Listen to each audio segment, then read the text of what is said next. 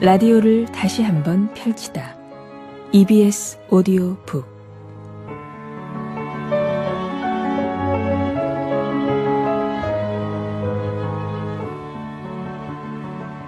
더도 말고 덜도 말고 늘 가윈 날만 같아라. 음력 8월 보름 민족 최대의 명절 추석입니다.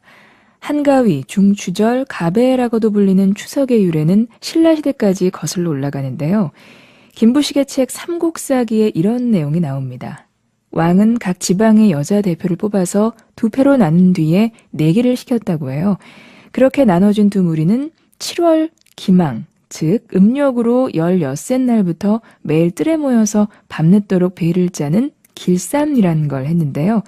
8월 보름이 되면 그 성과를 살펴서 패한 쪽이 술과 음식을 장만해 이긴 편에게 대접했다고 합니다. 이때 맛있는 송편과 기름진 고기에 전 등을 먹었고요. 갖가지 놀이를 하면서 즐거운 밤을 보냈는데요. 이를 가배라고 불렀고 그것이 오늘날의 추석이 된 겁니다. 잘 익은 과일들, 예쁘게 빚은 송편들을 앞에 두고 오랜만에 모인 가족들과 함께 즐거운 시간 보내고 계신가요? 올해는 고향에 내려가지 못한 분들도 많다고 하는데요. 그래도 추석이니까요. 어디서 누구와 무엇을 하고 계시든 마음만은 풍성한 하루를 보내시길 바랍니다. 그럼 일주일간의 책을 모아 다시 들어보는 EBS 오디오북 시작합니다.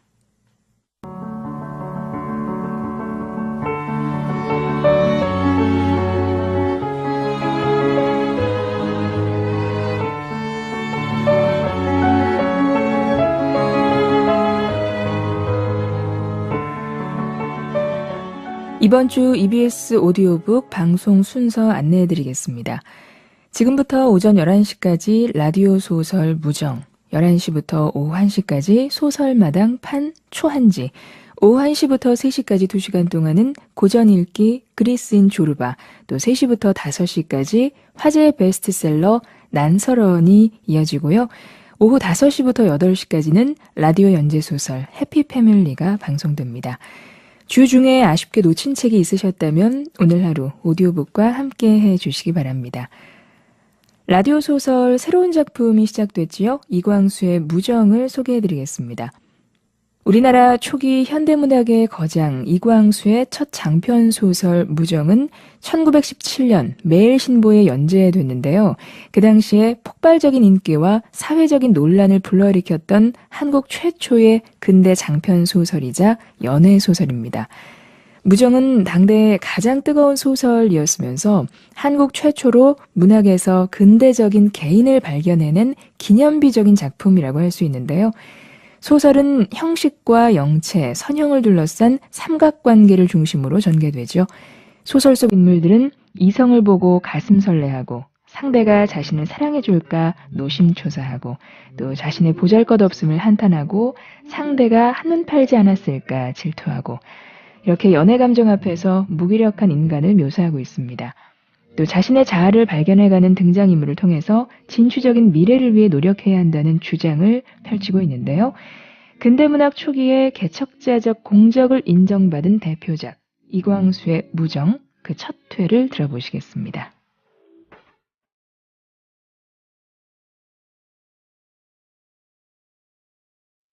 라디오 소설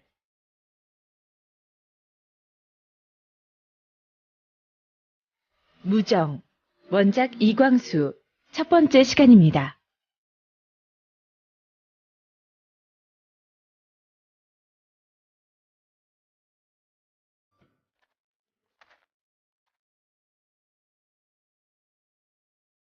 경성학교 영어교사 이영식은 땀을 흘리면서 김장로 집으로 걷고 있다.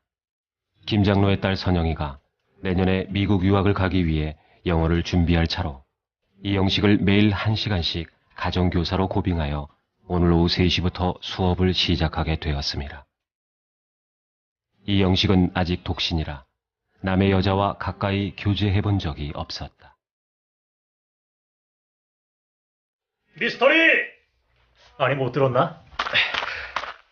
이 선생 어디 가는가?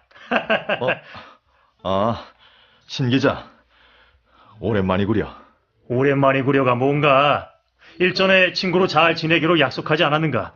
그런데 아직 말을 그리 못 놓으니 아직 그런 말에는 익숙지를 못해서. 대관절 어딜 가는 길인가? 급하지 않거든. 점심이나 하지. 점심은 먹었는걸. 그러면 맥주는 한잔하지.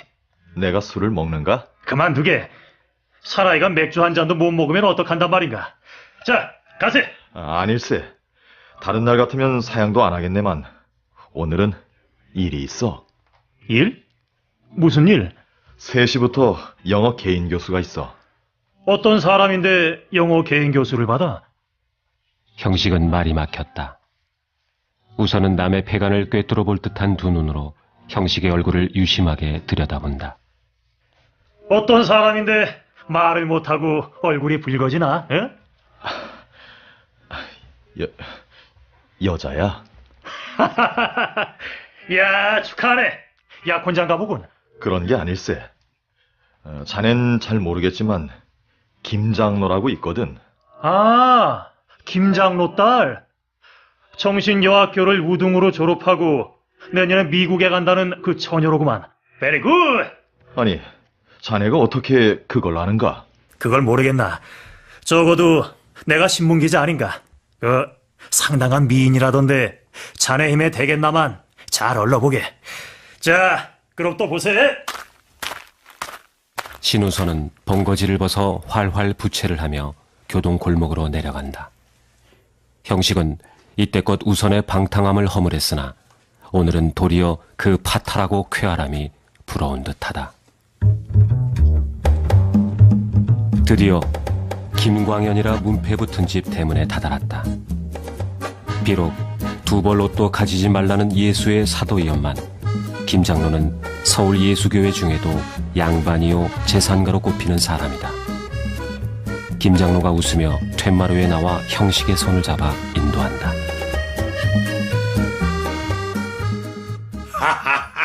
자자자자 앉읍시다. 네. 매우 덥구려. 부채를 붙이시오. 네.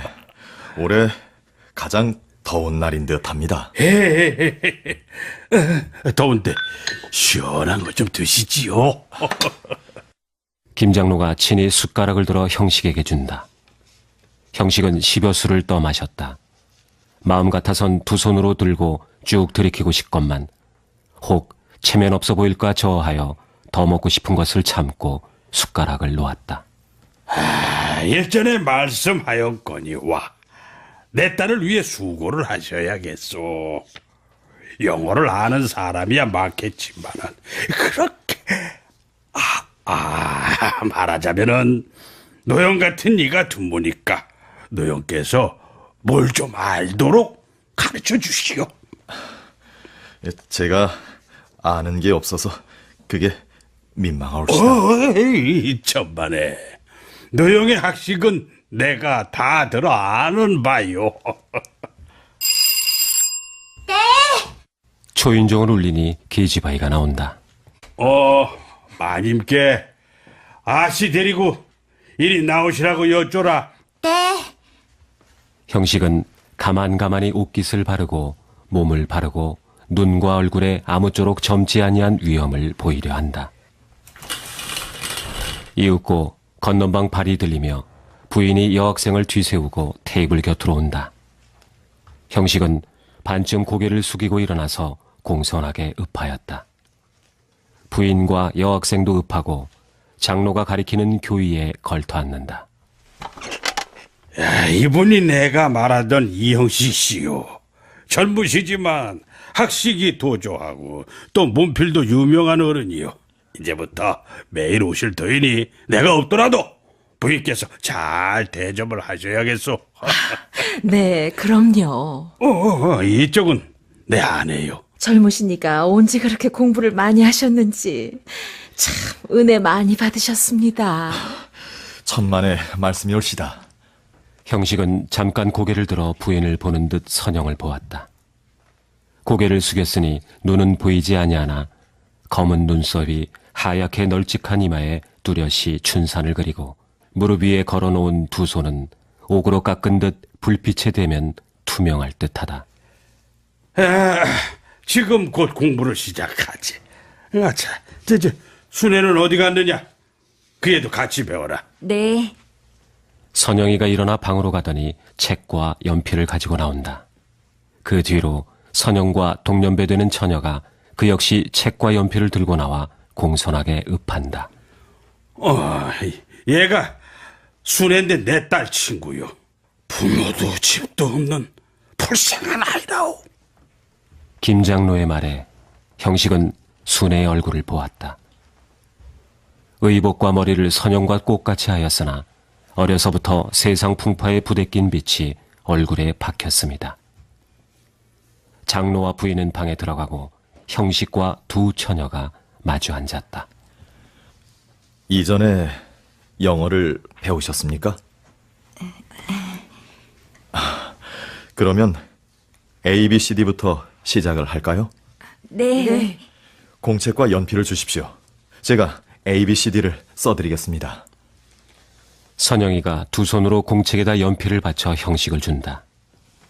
형식은 공책을 펴놓고 똑똑하게 A, B, C, D를 쓰고 그 밑에다 한글로 A, B, C 하고 발음을 달아 두 손으로 선영에게 주고 다시 순애의 공책에 그대로 하였다. 그리고 서너 차례를 같이 읽은 후 내일까지 음과 글씨를 다 외우기로 하고 학과를 폐하였다.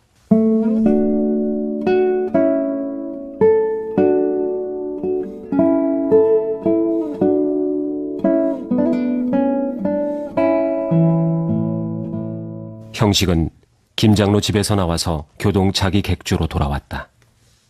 주인 노파가 저녁상을 차리다가 치마로 손을 씻으며 말한다. 이 선생, 아까 석점쯤에서 어떤 어여쁜 아가씨가 선생을 찾아오셨는데 아무리 봐도 기생 같습니다. 아니, 어떤 아가씨? 기생? 서울 안에는 나를 찾아올 여자가 한 사람도 없는데. 에이, 아마 잘못 알고 왔던 게죠. 아이고, 평양서 오신 이형식 씨라고 똑똑히 그러던데 이따가 저녁에 또 온다고 하면서 아주 섭섭해서 갑디다. 정말 나를 안대요? 아이고, 모르는 일을 왜 찾을꼬. 들어가셔서 저녁이나 잡수시고 기다리십시오. 밥맛이 다르시겠습니다.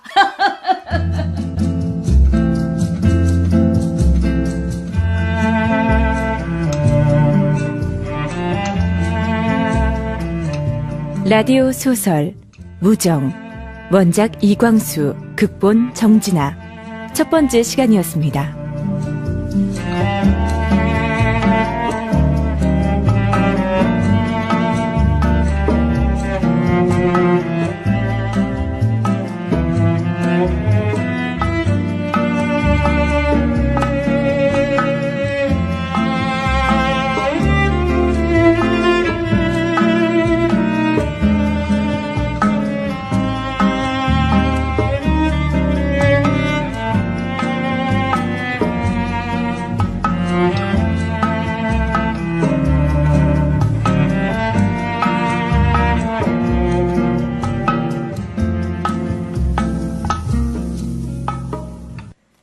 이형식은 동경 유학에서 돌아와 서울 경성학교에서 영어를 가르치고 있습니다.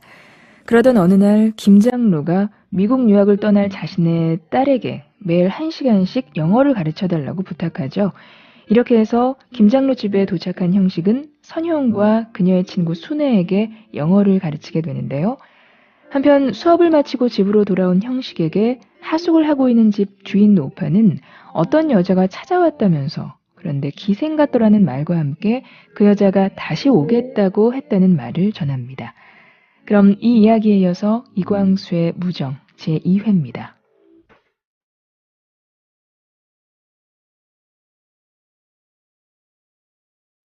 라디오 소설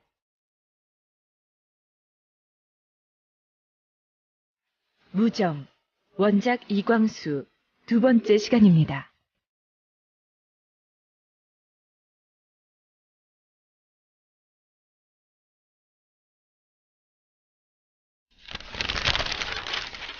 형식이 저녁을 먹고 나서 신문을 볼 즈음 대문 밖에서 찾는 사람이 있다. 계세요? 잠깐 기다리시오. 이 선생님 돌아오셨어요?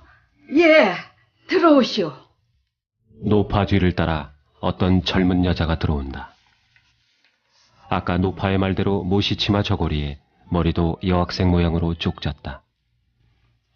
이 선생님 계세요?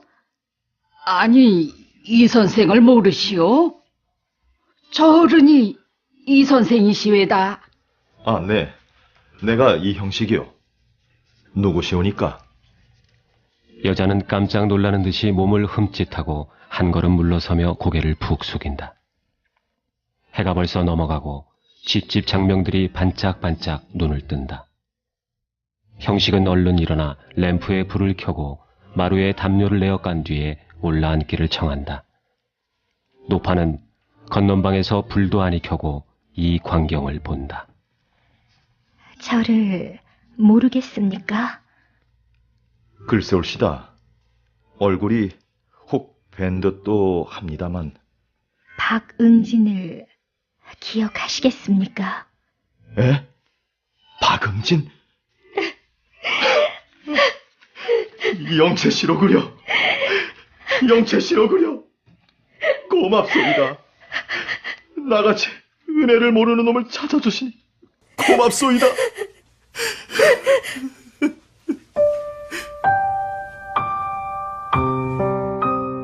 벌써 16년 전이다. 평안남도 안주읍의 한 동네에 박진사라는 사람이 있었다. 40여 년을 학자로 지내어 인근 읍에 글을 모르는 사람이 없었다. 새로운 문명운동을 시작한 그는 공부하려고 해도 학비가 없어 못하는 아이들을 데려다 공부시키기를 시작했다. 이형식도 그렇게 박진사의 가르침을 받았다. 그러나 가르치던 후학의 잘못에 억울한 누명을 쓴 박진사는 종신형을 받았다. 형식은 번개같이 그간의 일을 떠올리다가 눈물을 거두고 그 앞에 엎어져 우는 영채를 보았다.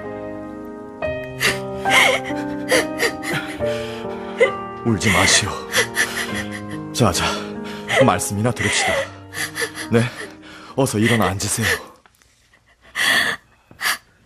저절로 눈물이 납니다. 선생을 배우니 돌아가신 부친과 오라버니들을 함께 뵌 것 같습니다. 네? 아니, 돌아가시다니. 선생께서 돌아가셨어요? 네. 옥에 가신 지 이틀 만에 아버님께서 돌아가시고, 아버님 돌아가신 지 보름 만에 오라버니 두 분도 돌아가셨습니다. 어떻게 그렇게... 주인 노파는 처음에는 이형식을 어찌 해보려고 온 추한 계집으로만 여겼더니 이야기를 들어보니 본래 양가 여자인 듯하고 또 신세가 가엾은지라 자기 방에서 혼자 울다가 거리에 나가 빙수와 배를 사가지고 돌아와 영채를 흔든다. 자, 빙수 한 잔 자시오. 속이 좀 시원해질 테니. 아, 이렇게 울면 어쩌오. 팔자로 알고 참아야지. 자, 어서 울음 그치고 빙수나 자시오. 응? 아이고, 선생께서는 위로를 하시는 게 아니라 당신이 더 우시니. 가슴이 터져 나오는 것을 안 울면 어찌하오. 이분은 내가 4, 5년간 양육받은 은인의 따님이요. 천지간에 은인의 혈육이하고는 이분 하나뿐이요. 7, 8년 동안이나 생사를 모르다가 만나니 왜 슬프지 않겠소? 슬프다고 울면 어쩝니까?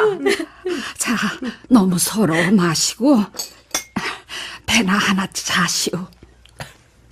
영채도 친절한 말에 감격하여 눈물을 씻고 배를 받는다. 형식은 다시 영채의 얼굴을 보았다. 이제 보니 과연 그때의 모양이 있다. 더욱 그 큼직한 눈이 박진사를 생각하게 한다. 서로 떠난 후에 지내던 말을 하여 주십시오. 선생께서 가신 뒤에 2, 3일이나 더 있다가 전 외가로 갔습니다. 이렇게 시작된 영채의 이야기는 한참 동안 이어졌다. 외가에서 걸핏하면 욕하고 때렸다고 한다. 그 중에도 13살의 새서방이 된 외우천 조카의 횡포는 가장 심했는데 어머니 은가락지를 훔치고 영채에게 누명을 씌웠다며 눈물을 떨궜다. 이야기를 듣던 형식이 탄식을 한다. 어린 것을 가르칠 줄은 모르고 장가만 일찍 들여서 못된 버릇만 배우게 하니. 아이고, 그래서 이 선생께서는 장가도 아니 들으시는 것이구랴. 영채는 노파의 말을 듣고 놀라서 형식을 보았다. 순간 영채는 이전에 부친께서 농담 삼아 했던 말이 떠올랐다.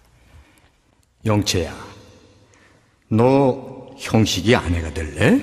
아우 참, 몰라요. 이 녀석 모르긴 뭘 몰라.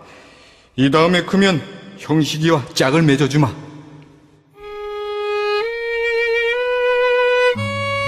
영채는 지난 7, 8년간 한강에 뜬 버들리 모양으로 갖은 고락을 다 겪으며 천의 지각으로 표류하면서도 형식을 잊어본 적이 없었다. 몸이 발려 기생 노릇한 지가 이미 6, 7년에 여러 남자의 청구도 많이 받았건만 한 번도 몸을 허한 적이 없으면 어렸을 적 소학 연려전을 배운 까닭도 있거니와 아버님 뜻대로 형식을 담아두고 있음이 가장 큰 까닭이었다. 영채는 몸종에게 속 얘기를 털어놓곤 했다. 형식에게만은 내가 기생이 되어 살아왔다는 말을 털어놓고 싶구나.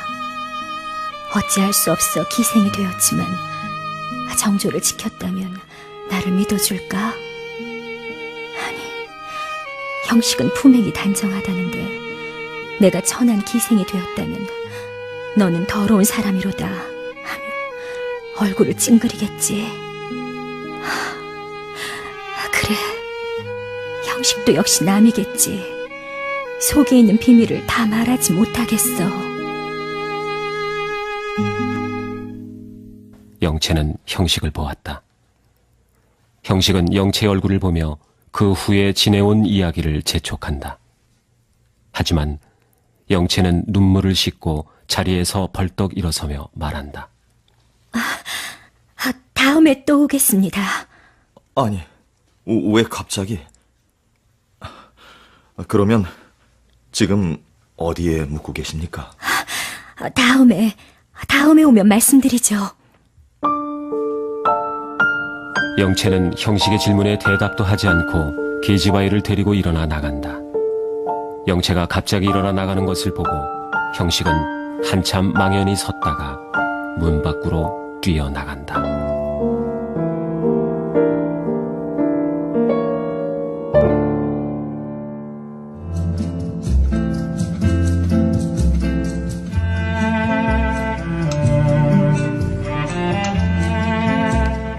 라디오 소설 무정, 원작 이광수, 극본 정진아, 두 번째 시간이었습니다.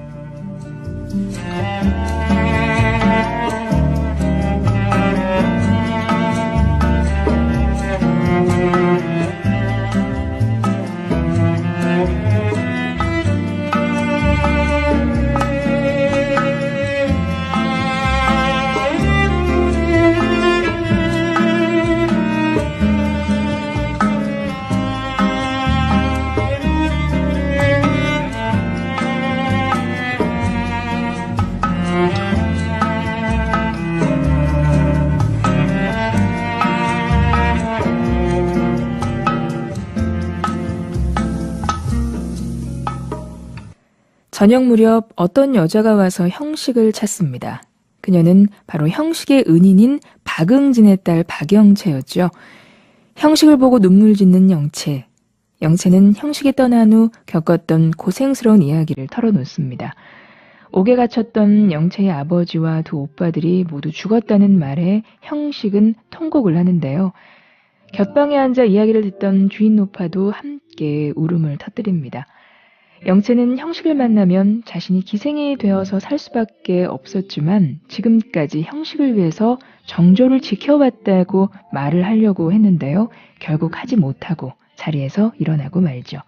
그럼 이광수의 무정 제3회를 들어보시겠습니다.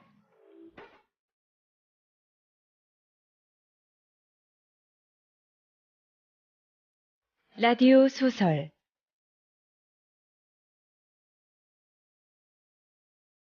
무정 원작 이광수 세 번째 시간입니다.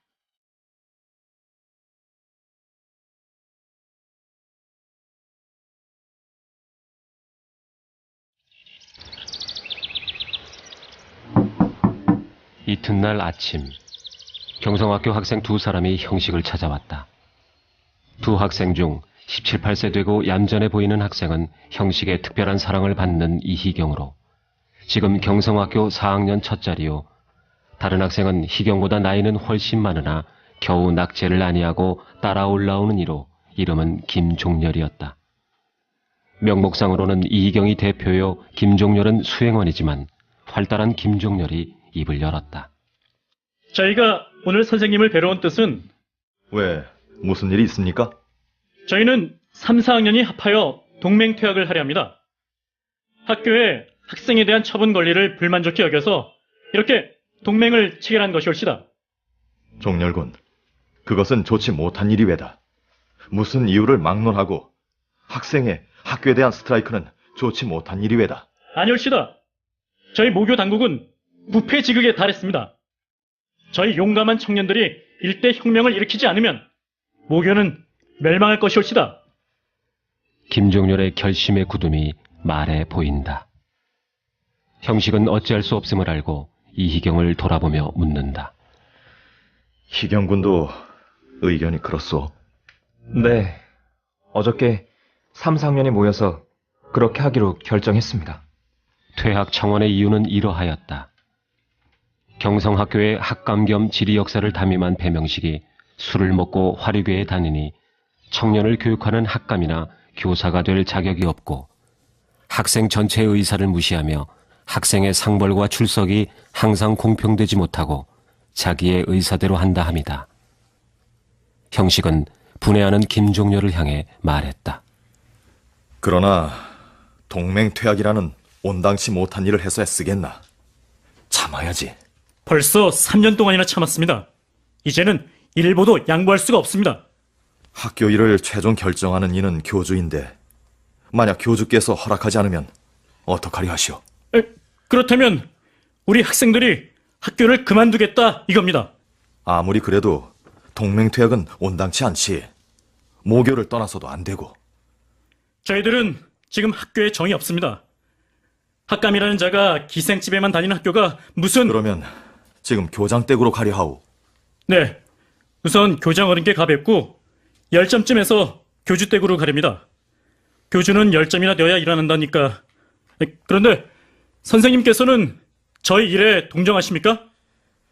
교사의 몸에 대해서 동정하고 말고를 말할 수 없지만 다시 생각하여서 일이 없도록 해야지. 형식은 이렇게 말하고 두 청년을 돌려보냈다. 형식도 마음으로는 배학감의 배척에 찬성하였다. 400여 명 학생과 10여 명 교원 가운데 배학감을 좋아하는 이는 단 한 사람도 없었다. 형식은 가만히 앉아 방관할 수 없어 서둘러 학교로 향했다. 교사들은 9시가 넘었건만 교실에 들어갈 생각도 아니한다. 형식은 무슨 풍파가 있던 줄을 다 알지만 모른 채 하고 말했다. 학감, 학교에 큰일이 났구려. 나는 모르겠어. 무슨 선호책을 해야지요. 이렇게 앉았으면 어떻게 해요? 알겠어, 이게 웬일이오. 이 되지 않은 자식들이 왜 오질 않는지. 3, 4학년 학생들이 동맹퇴학을 하기로 결정하고 교장과 교주에게 퇴학 청원서를 제출하였다는데. 무엇이요? 동맹퇴학? 배학감도 이 일에는 놀라는 모양이다. 곁에 있던 교사들도 모두 놀라서 학감의 곁으로 모였다.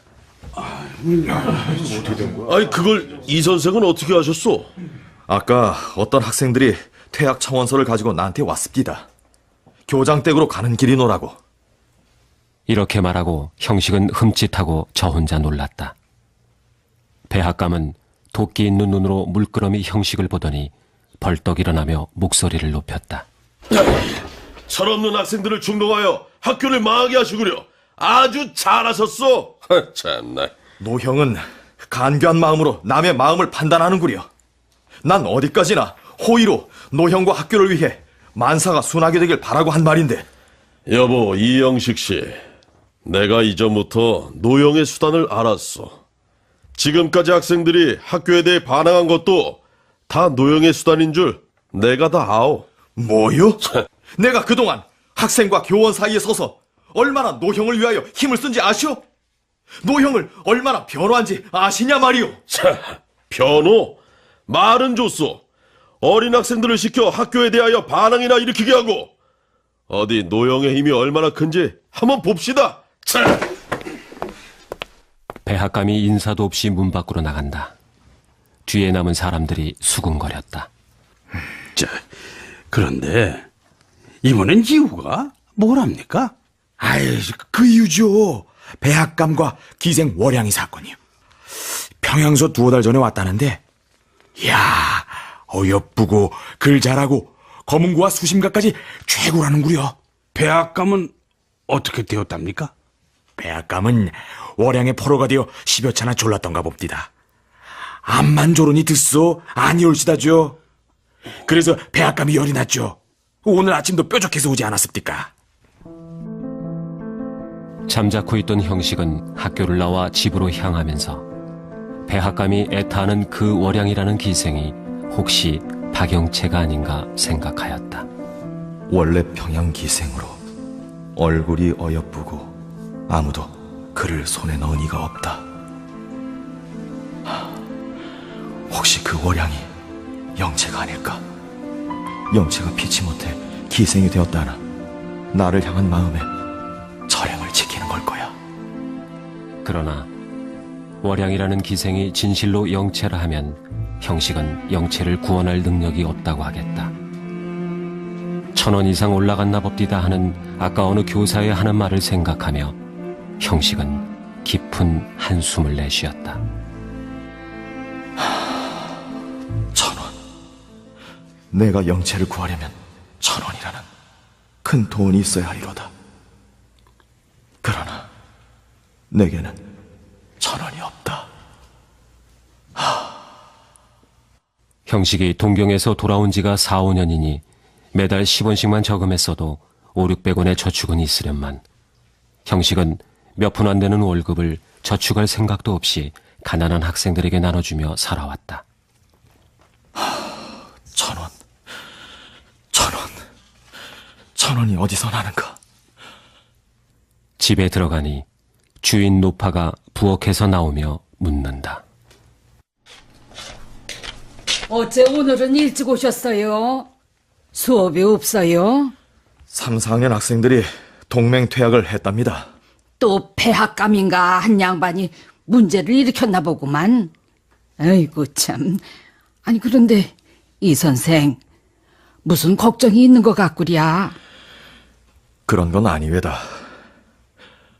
암만 해도 돈이 있어야겠어요.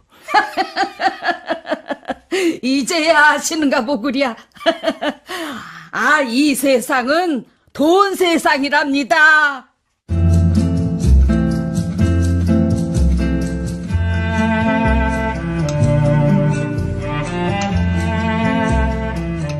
라디오 소설 무정, 원작 이광수, 극본 정진아, 3번째 시간이었습니다.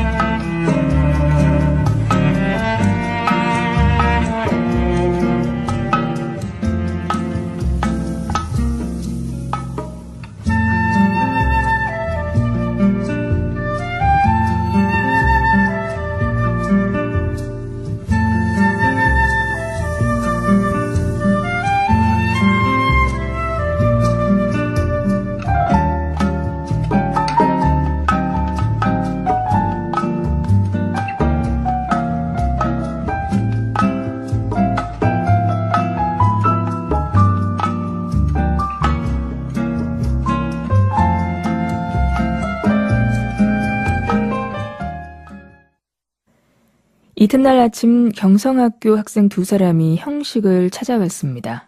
이희경과 김종렬이었는데요. 두 사람은 배학감의 부정한 행위와 기생집에 드나드는 행태 등을 참지 못해서 동맹 퇴학 청원서를 내겠다고 합니다.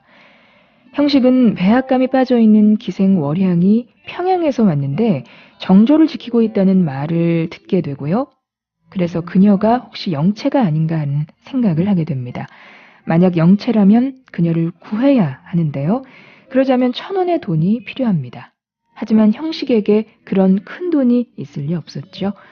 이어서 이광수의 무정 제4회를 들어보시겠습니다.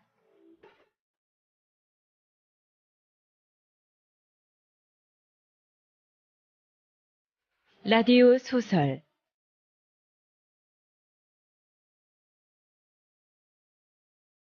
무정 원작 이광수 4번째 시간입니다.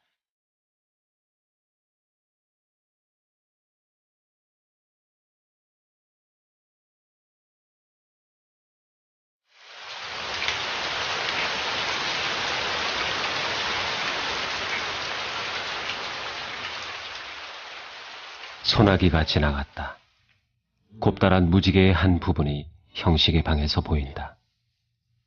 형식은 불현듯 영채를 생각하였다. 그는 두루마기를 입고 집에서 뛰쳐나와 달리기 시작했다. 곧 학상 기숙관이라고 하는 문 앞에 멈춰섰다. 이윽고 한 소년이 나오더니 형식을 보고 격리한다. 어떻게 여기까지 오셨습니까? 엊그저께 배학감의 뒤를 따라갔던 학생이 누구요? 저는 모르겠습니다. 희경군, 내게 무슨 일이 있으니 누가 학감 뒤를 따라갔는지 제발 알려주게. 희경이 대답했다. 사실 종렬군과 제가 갔습니다. 희경군이 갔다 왔어요? 참 일이 잘 되었어. 미안하나 내게 그 집을 좀 가르쳐주게. 어서. 예? 예. 희경은 배학감의 일에 대해 조사할 일이 있어 그러는가 보다 하고 앞서서 종로로 향하여 간다.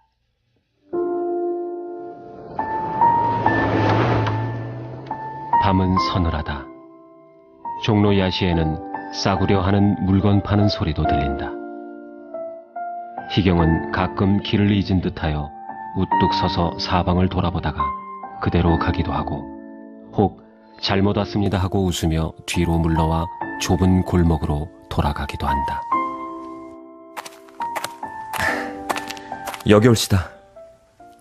개월향? 형식은 고개를 흔들었다.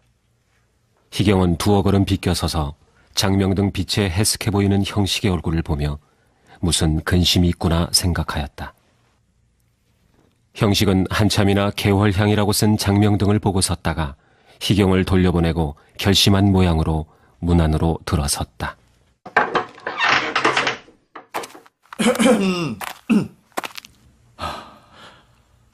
이것이 영채의 방인가? 이 방에서 여러 남자와 더불어 가야구를 타고 소리를 하고 춤을 추었겠구나. 누구를 찾아요? 형식은 방에서 나오는 뚱뚱한 노파라 하여도 40~50이나 되었을까? 그런 이를 보고 저것이 소위 어미로구나 짐작하였다. 노파는 형식의 초라한 모습을 보고 경멸하듯 다시 물었다. 누굴 찾아요? 월향씨 어디 갔어? 우리 월향씨가 손님 모시고 어디를 좀 갔소. 왜 그러시오? 어디 갔습니까? 아까 오후에 청량리 나갔소. 청량리? 형식은 동대문행 전차를 잡아탔다. 전차가 일부러 속력을 내지 않은 것 같아 답답했다. 이때 누가 형식의 어깨를 툭 쳤다. 어디 가는가? 신문기자 신우선이다. 신우선은 형식의 곁에 앉아 물었다.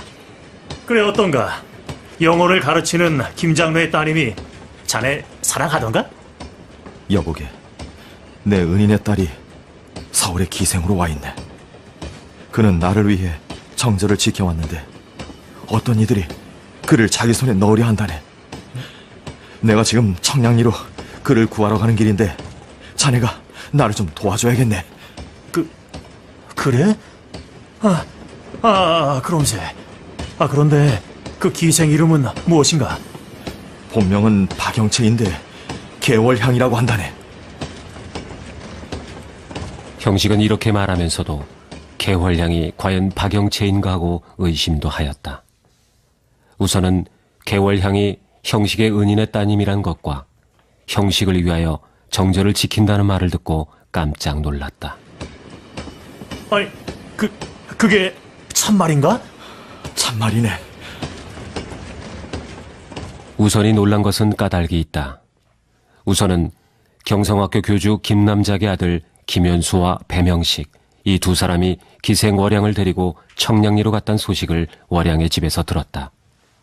그래서 급히 종로 경찰서에 가서 형사에게 후원을 청하고 김현수의 계교를 깨뜨리려 한 것이다. 그런데 들어본즉 월양은 형식에게 마음을 바친 사람이란 것이다. 우선은 시기로운 생각도 없지 아니하나 형식의 뜻을 이뤄줌이 옳은 일이라 생각하였다.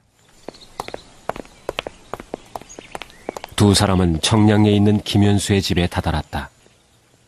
두 사람의 뒤를 따르는 사람은 종로 경찰서의 순사였다. 우선은 형식에게 문 밖에 서 있으라 하고 가만히 안에 들어갔다. 다 틀렸네. 우리가 늦었어. 안 돼! 우선의 말에 형식은 그만 눈에 불이 번뜩하면서 툇마리 위에 뛰어오르며 굳으시는 발로 영청을 들이다 찼다. 영청은 와지건하고 소리를 내며 방 안으로 떨어져 들어간다. 영창을 떠들고 일어나는 사람의 얼굴도 보지 아니하고 발길로 차 넘겼다. 형식은 입에 거품을 물고 소리쳤다. 이런 배명식! 짐승만도 못한 놈! 아유, 사람 중에. 이 형! 여긴 어떻게. 이 나쁜! 형식은 소리를 질렀으나 기가 막혀 말이 아니 나온다. 형식은 배합감의 면상을 힘껏 때리고 이미 발길에 채어 거꾸러진 김현수도 발로 내리찼다. 이놈 김현수야! 이놈! 뭐야! 뭐하는 놈인데 들이닥쳐 쓰느냐! 여자는 두 손으로 낯을 가리고 흐느낀다. 손과 발은 동염해 있다. 그리고 치마와 바지는 찢겨 있다. 머리채는 풀려 등에 깔렸고 아랫 입술에서는 빨간 피가 흐른다. 형식은 얼른 치마로 여자의 몸을 가리고 안아 일으켰다. 여자는 묶인 두 손으로 낯을 가린 채 울기만 한다. 두 사람은 순사에게 포박되었네. 여보세요, 박영채 씨. 박영채 씨, 여기 이영식 청이 오셨습니다. 여자는 몸을 흠칫하더니 정신없는 듯한 눈으로 형식을 본다. 형식도 그 얼굴을 보았다. 그는 월양이었다. 박영채였다. 영채도 형식을 보았다. 그는 형식이었다. 이형식이었다. 둘은 한참이나 나무로 새긴 사람 모양으로 마주보았다. 이윽고 형식은 두 팔로 가슴을 나르며 고개를 돌린다. 형식은 소리내어 운다. 영채는 앞으로 쓰러지며 운다.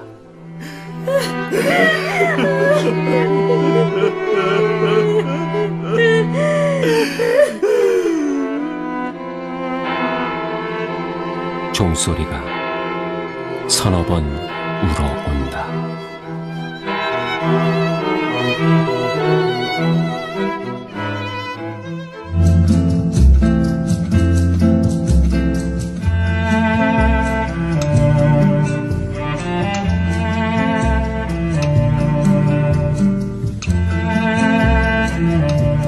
라디오 소설 무정, 원작 이광수, 극본 정진아, 네 번째 시간이었습니다.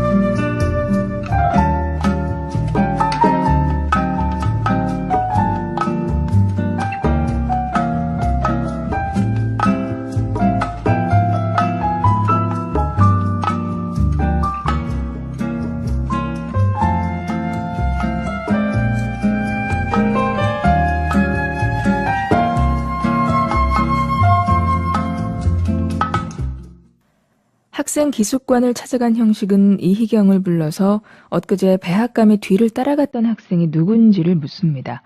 희경은 망설이다가 자신과 종렬군이 같다고 말을 하죠. 그러자 형식은 희경에게 월향의 집을 알려달라고 하고 개월향의 집을 찾아갑니다. 그리고 개월향이 청량리에 갔다는 말을 듣고 황급히 뒤를 쫓는데요. 청량리로 향하던 길에 신문기자 신우선을 만난 형식은 그에게 월향이 자신의 은인의 딸이라며 도움을 청합니다. 그럼 이광수의 무정 제5회를 들어보시겠습니다.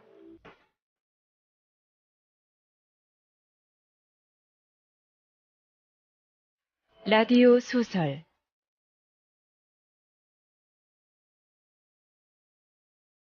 무정 원작 이광수 5번째 시간입니다.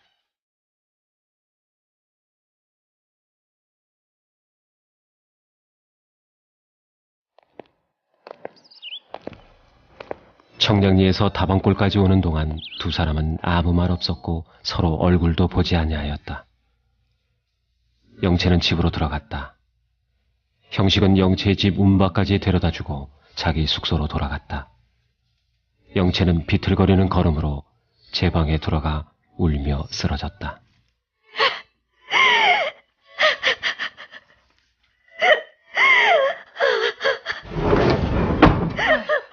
왜 이리 늦었느냐? 왜 우느냐? 왜 울어? 노파는 영채의 찢어진 옷을 보았다. 그리고 고개를 끄덕끄덕하여 빙긋이 웃었다. 영채가 오늘은 서방을 맞았구나. 에이구, 치마가 찢기도록 반항할 것이 무엇이오? 못생긴 년.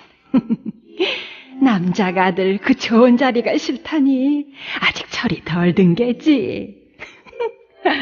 내일 아침에는 김현수가 찾아오겠구먼. 영채를 1,000원에 파는 건 아깝지. 아깝고 말고 2,000원을 청구해야겠어.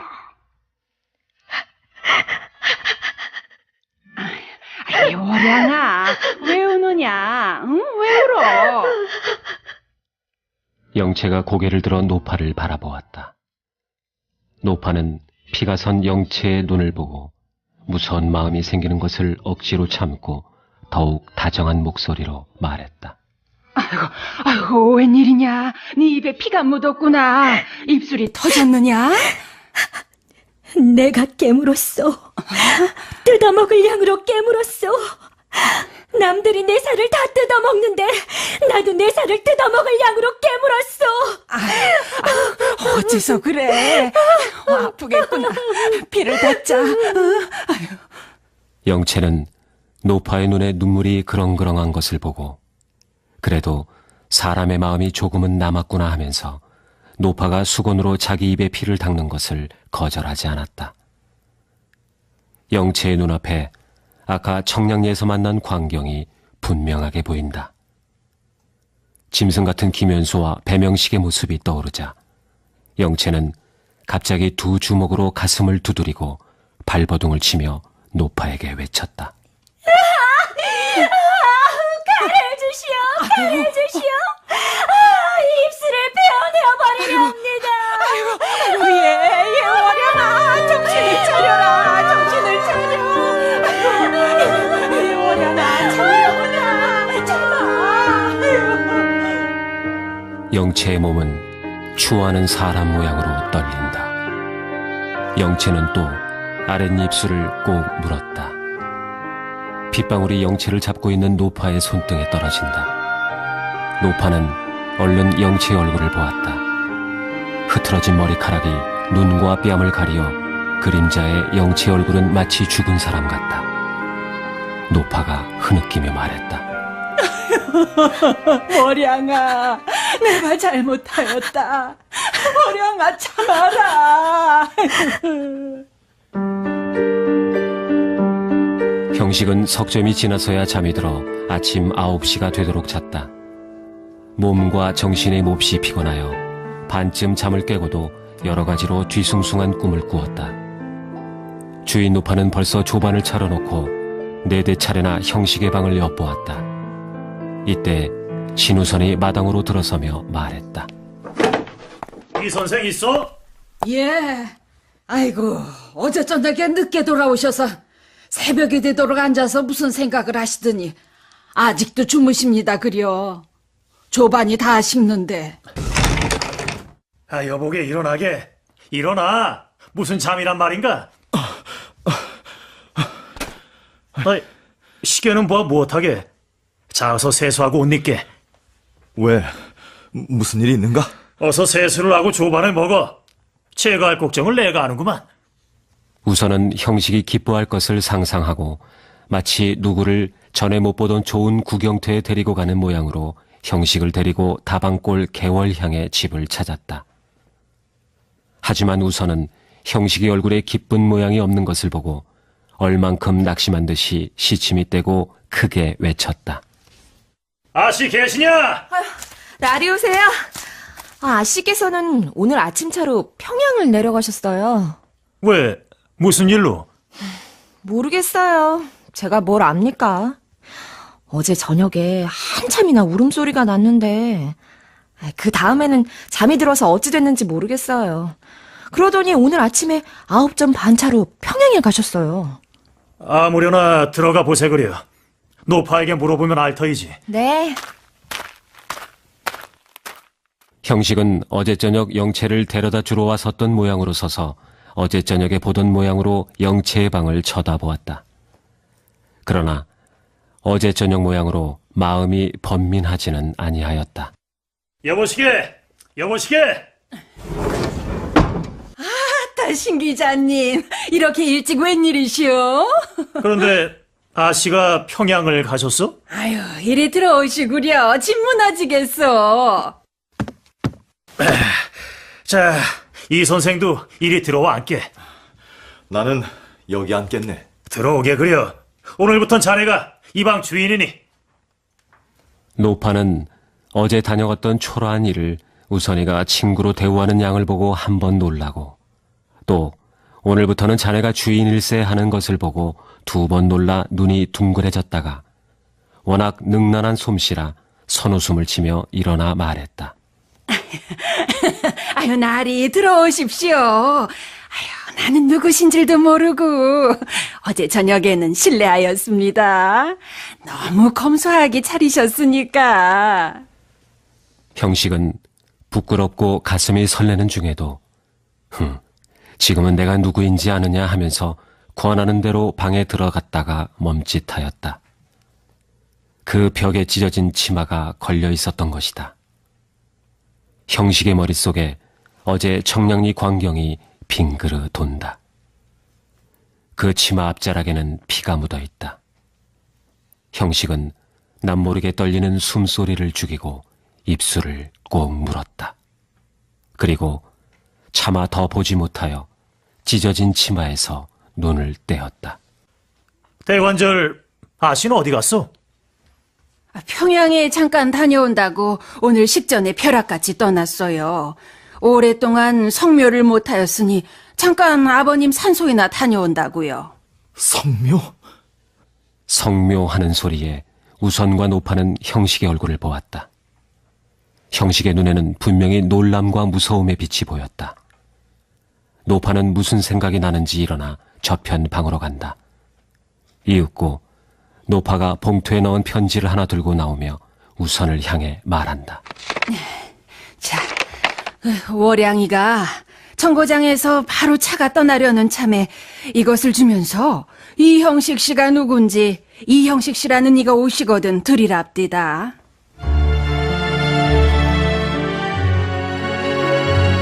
편지를 받아든 형식의 손이 떨린다. 우선도 무슨 까닭이 있구나 하고 숨소리를 죽였다.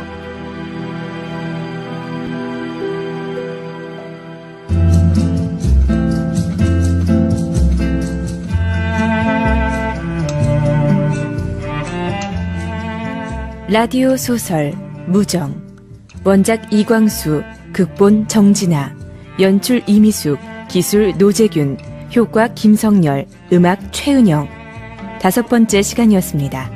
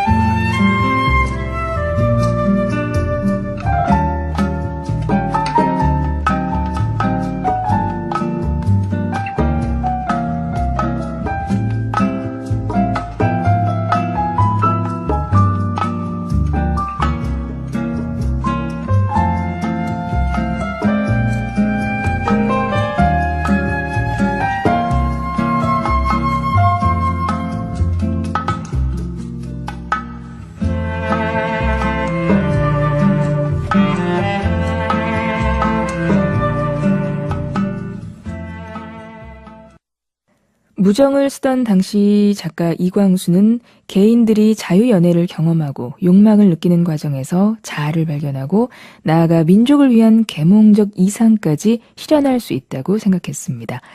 그럼 다음 주 라디오 소설도 기대해 주시고요. 잠시 후 11시부터는 소설마당 판이 이어집니다.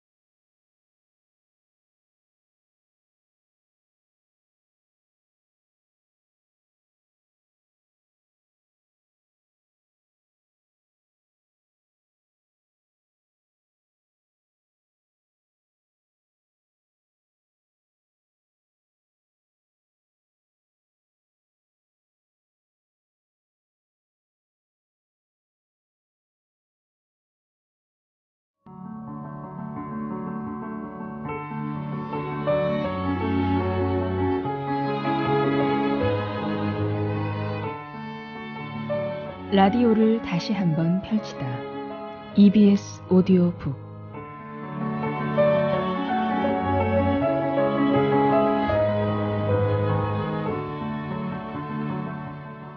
춤추라 아무도 바라보고 있지 않은 것처럼, 사랑하라 한 번도 상처받지 않은 것처럼, 노래하라 아무도 듣고 있지 않은 것처럼, 일하라 돈이 필요하지 않은 것처럼, 살라 오늘이 마지막 날인 것처럼. 드라마 내 이름은 김삼순에 나와서 더 유명해진 알프레드 디 수자의 시입니다. 사랑하라 한 번도 상처받지 않은 것처럼, 이 식구처럼 우리는 한 번도 상처받지 않은 것처럼 사랑할 수 있을까요? 그런데 누구나 상처를 받게 되면 몸과 마음이 모두 움츠러들게 됩니다. 그것이 사랑이든 사람이든 아니면 그 어떤 것의 상처든 그렇습니다. 하지만 그렇게 움츠러 있다가는 새로 다가오는 사랑, 내 곁을 지켜주는 사람들, 그리고 다시 한번 멋지게 도전할 기회를 놓쳐버릴 수도 있습니다. 우리 모두는 누군가의 사랑을 받고 있습니다. 그 사랑에 용기를 내서 상처쯤은 훌훌 털어버리고 웃는 여러분이 되셨으면 좋겠습니다. 그럼 일주일간의 책을 모아 다시 들어보는 EBS 오디오북 시작합니다.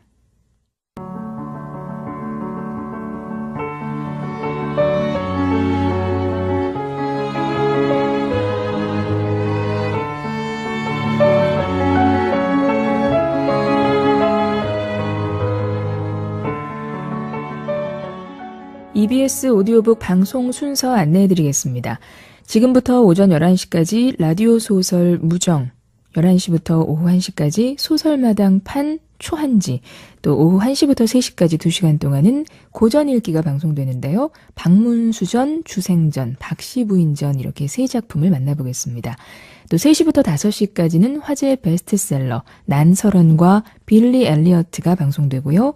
오후 5시부터 8시까지 3시간 동안은 라디오 연재소설 해피 패밀리가 이어집니다. 주중에 아쉽게 놓친 책이 있으셨다면 오늘 하루 오디오북과 함께 해주시기 바랍니다. 먼저 라디오 소설부터 들으실 텐데요. 지난 한 주 이광수의 무정이 방송됐습니다.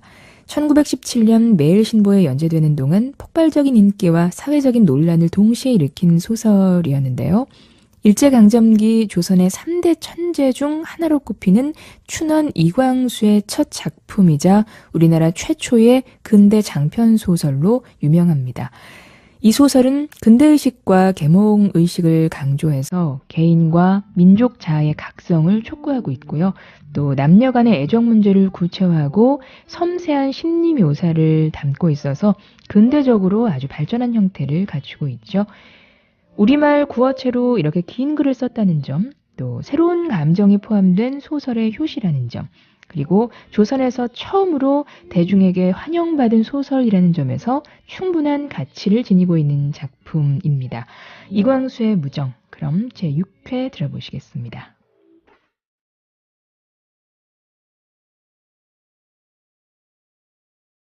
라디오 소설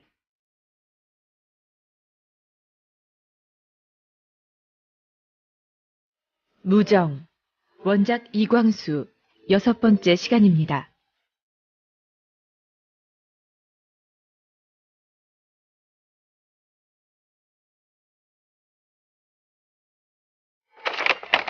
형식은 떨리는 손으로 봉투의 한편 끝을 잡았다. 그러나 형식은 차마 떼지 못한다. 그 손은 점점 더 떨리고 그 얼굴의 근육은 점점 더욱 긴장하여진다. 어서 편지를 뜯어보게. 어서.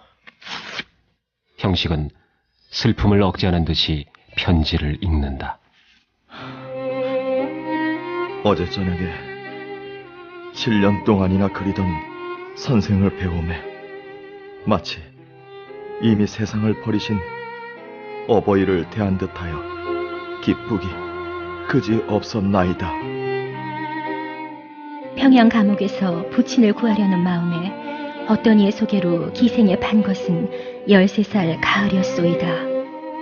그러나 이 몸이 기생으로 팔림을 당해 부친과 두 형이 모두 세상을 버리시니 이 무슨 변이오리이까. 그 후 이 몸은 선생을 위하여 살았나이다. 선친이 세상에 계실 때 허하신 바 선생을 위하여 정절을 지켜왔나이다. 그러나 약한 몸이 애써 지켜오던 정절은 물거품에 돌아갔나이다. 이 몸은 극흉극악한 죄인이로소이다.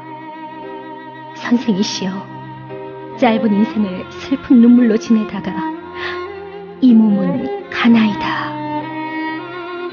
차차 더 떨던 형식의 손은 마침내 편지를 무릎 위에 떨어뜨렸다. 우선도 소매로 눈물을 씻고 노파는 치마로 낯을 가리고 운다. 이를 어찌해요? 아이고, 이를 어쩌면 좋아요. 얼른 평양경찰서에 전보를 놓고 밤차로 노영이 평양으로 가시오. 우선은 속으로 영채의 이번 행위는 마땅하다 생각하였다. 그러나 형식의 생각은 달랐다. 영채의 생명에는 백천무수의 의무가 있다. 무수한 의무를 가진 귀중한 생명을 효와 정, 그 두 가지를 위해 끊으려 하는 영채의 행위는 결코 옳다고 할 수는 없다.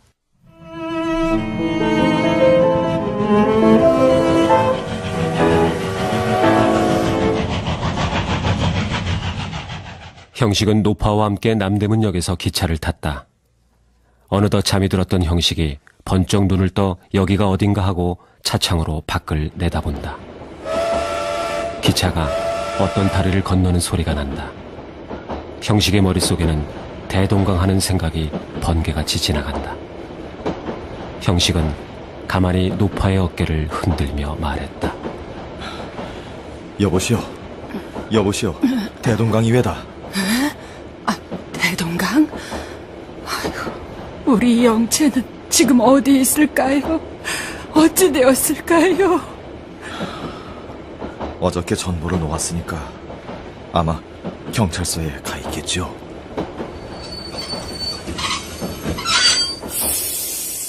드디어 두 사람이 탄 열차는 평양역에 도착하였다.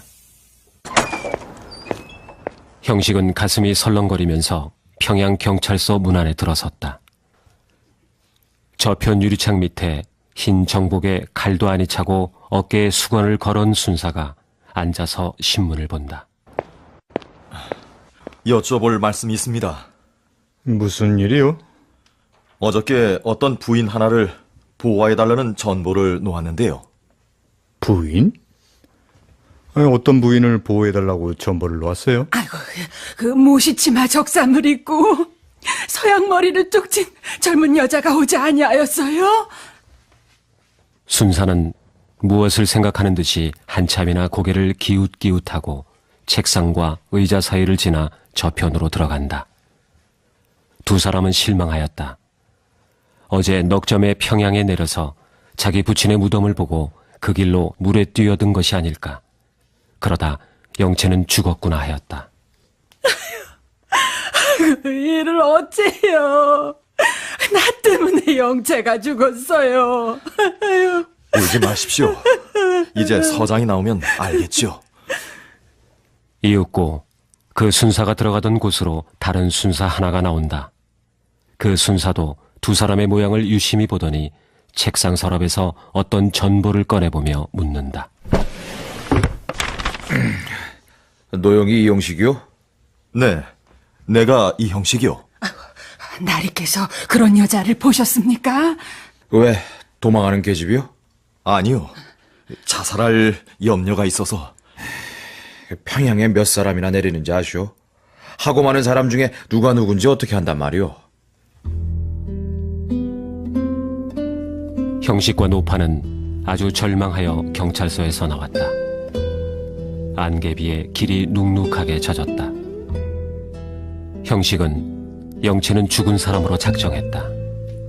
노파는 2, 3일 더 평양에 있겠다고 하므로 형식 혼자 그날 저녁 기차를 탔다.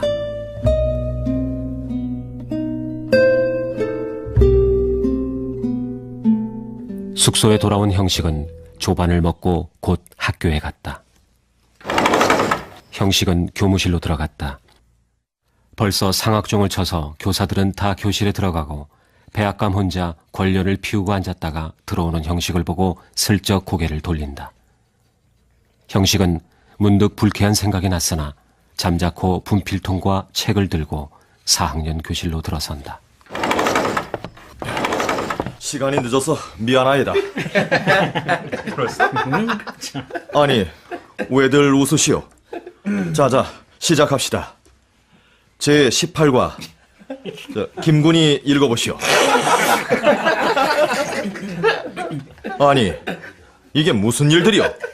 누구든지 말을 하시오. 말을 하시오.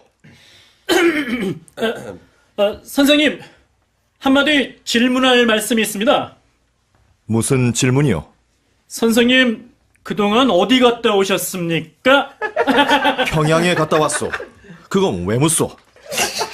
평양은 무슨 일로 가셨습니까?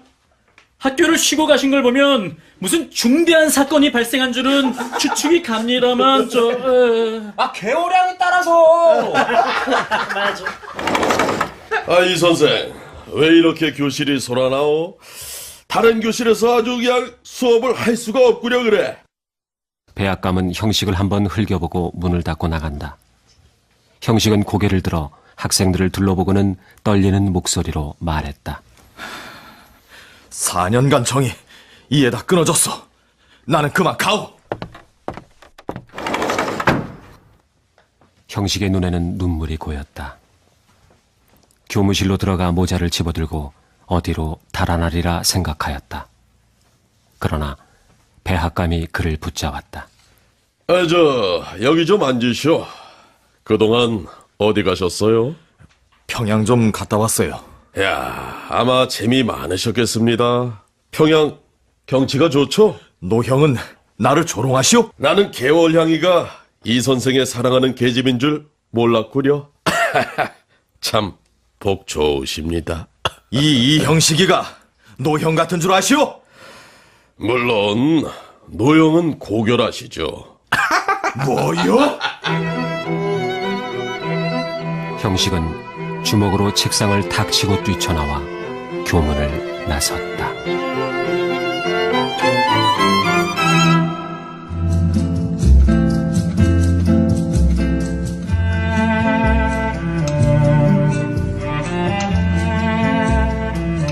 라디오 소설 무정, 원작 이광수, 극본 정진아, 6번째 시간이었습니다.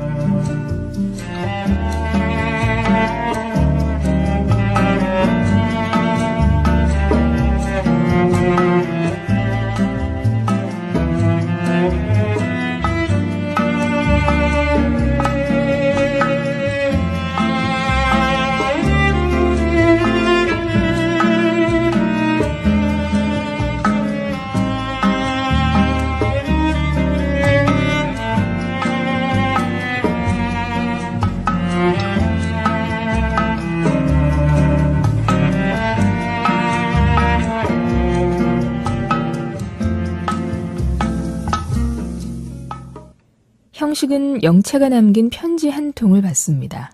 편지에는 그동안 형식을 위해서 정조를 지켜왔는데 그 정조가 더럽혀졌으니 목숨을 끊겠다는 말이 적혀 있었죠. 형식은 그 길로 평양경찰서로 전보를 보낸 후에 노파와 평양행 기차를 탑니다. 평양에 도착한 형식과 노파는 경찰서를 찾아가는데요. 하지만 그곳에 영채는 없었습니다.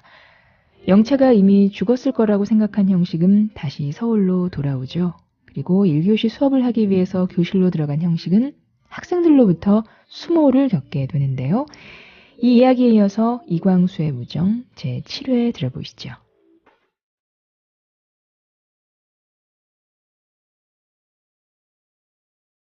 라디오 소설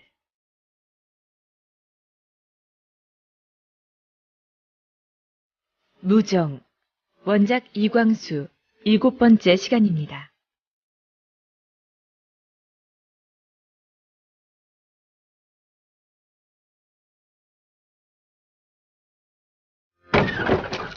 형식은 정신없이 집에 돌아왔다. 주인 노파가 물었다. 어째 벌써 오셔요? 학교에도 다 갔어. 이제는 교사도 그만둘랍니다. 왜 학교를 그만두세요? 그 배학감인가 하는 사람과 다투셨어요? 교사 노릇을 너무 오래 했으니 이젠 다른 것도 좀 해봐야죠. 다른 거? 뭐요? 옳지. 이제는 벼슬을 하시오. 벼슬보다 절에나 들어가고 싶어요. 저런, 무엇을 못해서 절로 들어가요? 난 이 선생께서는 무슨 재미로 사시는지 모르겠습니다. 좋은 벼슬도 아니하고 고운 새학시도 마다하고. 아유, 그런데 영채 그 새학시 말이야요. 어찌 됐나요? 그만 물에 빠져 죽었답니다. 그저께 빠져 죽었겠지요. 아이고 뭐냐나. 아이고 웬일이야요? 이 선생이 잘못해서 죽었구리야. 10여 년을 그립게 지내다가 찾아왔는데 그렇게 무정하게 구시니까. 무정하게? 내가 무엇을 무정하게 했어요? 무정하지 않고 손이라도 따뜻이 잡아주셔야죠. 내가 보니깐 영채 씨는 선생께 마음을 바친 모양이던데. 주인 노파의 말에 형식은 더욱 놀랐다. 과연 자기가 영채에게 무정하였던가 형식은 생각했다. 영채가 내 집에 온 것은 나도 너를 기다리고 있었다 하는 말을 들으려 합니다. 이제 너는 내 아내다 하는 말을 들으려 합니다. 그런데 나는 마음속에 김장호 딸 선영이가 있는데 왜 영채가 왔나 하는 생각을 했지. 옳다. 영채를 죽인 것은 내다. 평양까지 가서도 영채의 시체도 찾지 않았어. 영채가 죽어서 무거운 짐이 덜리는 것 같았지. 오라요. 내가 영채를 죽였어요. 내가 죽였어요. 나를 위해 살아오던 영채를 내 손으로 죽였어요. 아이고 아니에요. 뭘 또 그렇게 여기세요. 다 지 팔자지요. 아니야요. 내가 죽였어요. 이때 우선이가 집 안으로 들어와 인사도 없이 묻는다. 언제 왔나? 그래, 찾았어? 내가 죽였네. 영채를 내가 죽였어. 나는 그의 시체도 찾지 않고 왔네. 학생들 수업 때문에. 김장로의 따님이 보고 싶었던 거겠지. 학교에선 대관절 어찌된 일인가? 자네 돈 있나? 한 5원 꿔주게. 돈은 뭐하게? 가서 영채 시체를 찾아야겠네. 찾아서 장례라도 지내줘야겠어.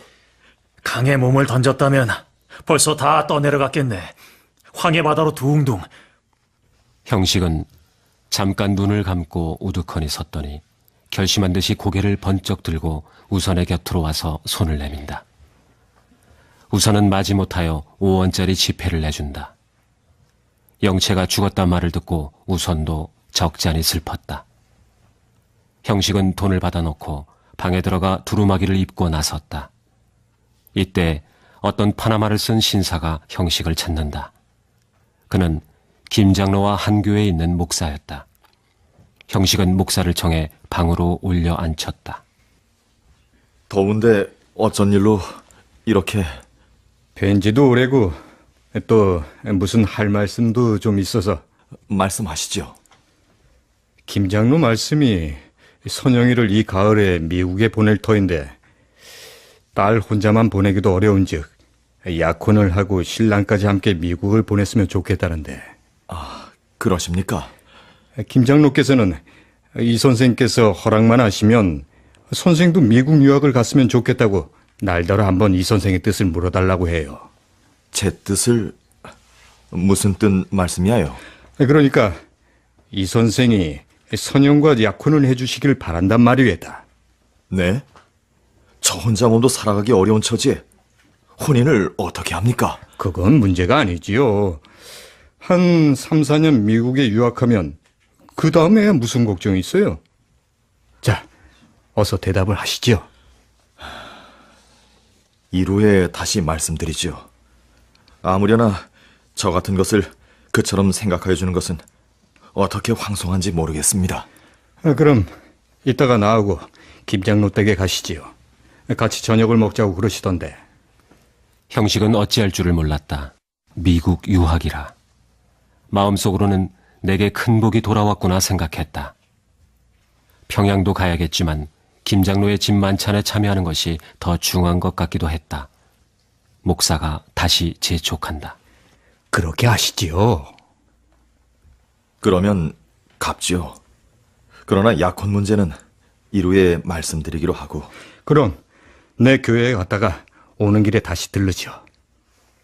형식은 대문 밖까지 배웅하며 목사를 보내고 들어왔다. 형식의 얼굴은 마치 선잠을 깨인 사람의 얼굴 같다. 우선이가 다가오며 말했다. 이야, 자네도 수단이 용한걸?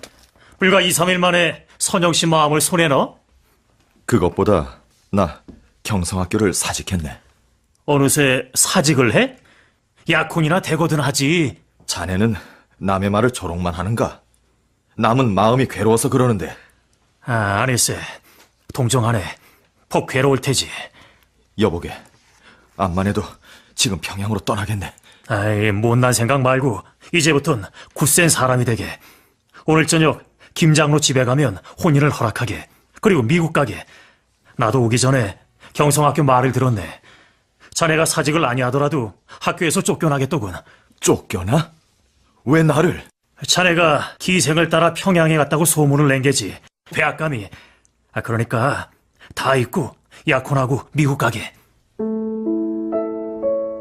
형식은 김 장로와 한 목사와 함께 유쾌하게 저녁을 먹었다.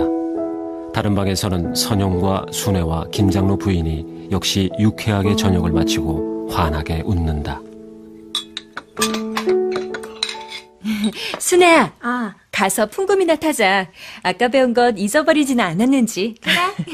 그래라. 어서 가서 풍금을 타거라.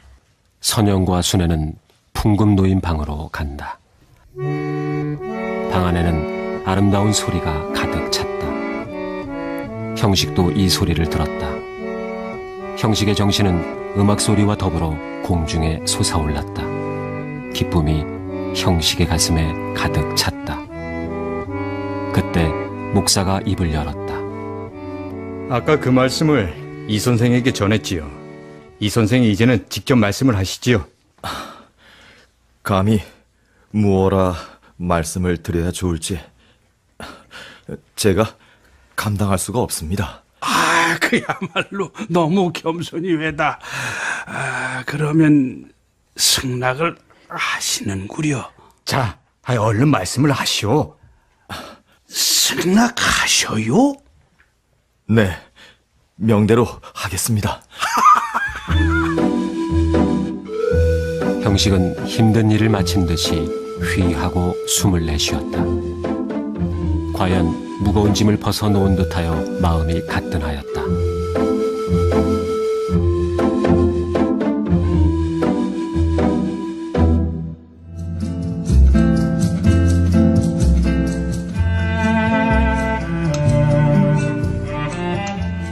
라디오 소설 무정, 원작 이광수, 극본 정진아, 7번째 시간이었습니다.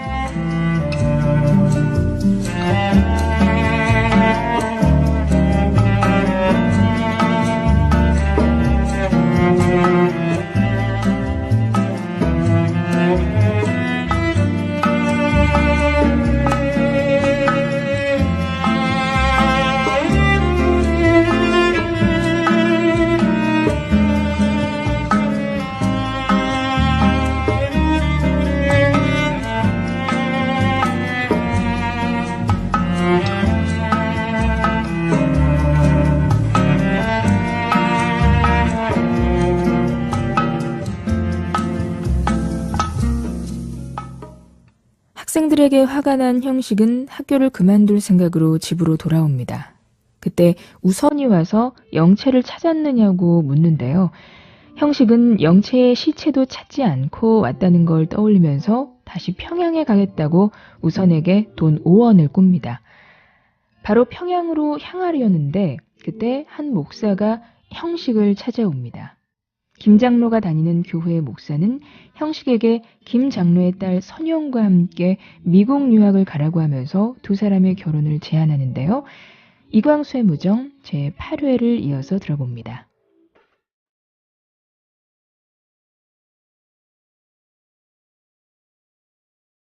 라디오 소설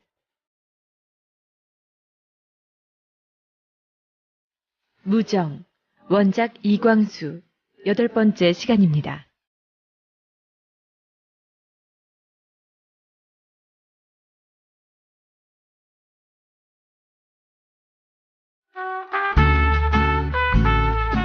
형식은 김장로 집 대문을 나섰다. 여름밤 공기가 땀난 형식의 몸에 불같이 지나간다. 그것이 형식에게 지극히 시원하고 유쾌하였다. 선영은 마음껏 사랑할 수 있는 내 사람이 될 것이다. 그리고 미국에 가서 대학교에 들어가서 박사가 될 수 있다. 사랑스러운 선영과 한 배를 타고 한 학교에서 공부할 수가 있다. 이런 생각에 형식은 마치 어린아이 모양으로 기뻐하였다.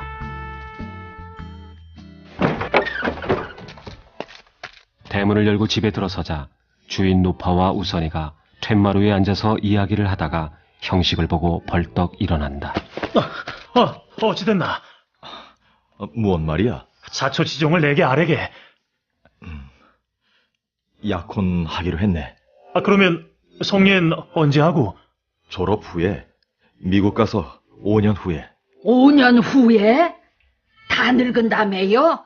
어이구, 그게 무슨 일이람? 5년 후에 누가 늙어요? 한창 재미있을 시절은 서로 물끄러미 마주보기만 하고 있어요. 서로 마주보는 동안이 좋지요. 그런데 7월 금우만으로 떠나게 되었네. 오는 9월 학기에 입학을 할 양으로. 7월 금음? 그렇게 급히? 9월에 입학을 못하면 1년을 잃게 되겠으니까. 그럼 무엇을 배울 터인가? 교육을 연구하려네. 지금 나라에 제일 중요한 것도 교육이니까. 이제는 영채의 말을 좀 해보자. 영채는 대동강의 푸른 물결을 헤치고 용궁의 객이 됐을까? 그날 아침 영채가 기차를 탄 그 시간으로 돌아가 보자. 부산부터 온 2등차 실은 손님의 대부분을 남대문에서 내리고 영채가 탄 방에는 남녀 합하여 5-6명밖에 없었다. 영채는 차창으로 머리를 내밀어 시원한 바람을 쏘이며 바깥을 바라보았다. 나는 지금 죽으러 간다. 마음에 맞지 아니한 괴로운 세상을 버리기로 작정하니 이 얼마나 시원한가.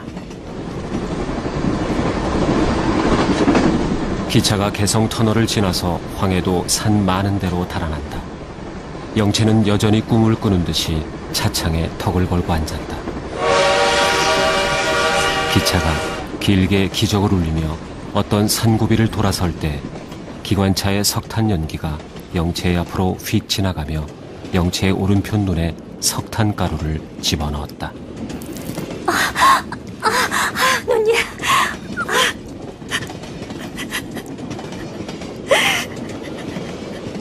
지금껏 졸던 슬픔이 갑자기 깨어난 모양으로 눈물이 쏟아진다. 무슨 까닭인지도 모르게 슬프기만 하여 영채는 소리를 죽여 울었다. 여보세요?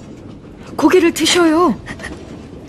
영채는 깜짝 놀라 고개를 들어 겨우 한눈을 떠서 그 사람을 보았다.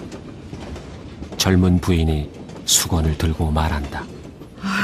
눈에 석탄가루가 들어갔나 봅니다. 제가 씻어내드리죠. 자, 이리 돌아앉으세요. 괜찮습니다. 아니야요. 석탄가루가 눈에 들어가면 잘 나오지를 않아요. 부인은 영채의 오른눈 윗시울을 들고 가만히 들여다보다가 수건으로 씻어낸다. 나왔어요. 이것 보셔요. 이렇게 큰 게 들어갔어요. 자, 세면소에 가서 세수를 하십시다. 자, 왁왁 씻으십시오. 영채는 슬프던 중에도 그 부인의 다정한 것을 감사하게 기쁘게 여기며 세수를 하였다. 고맙습니다. 자, 갑시다.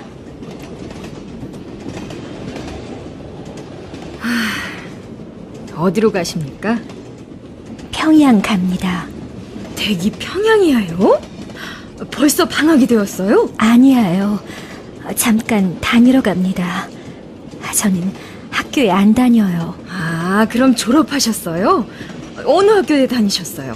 숙명이요? 진명이요? 아무 학교에도 안 다녔어요.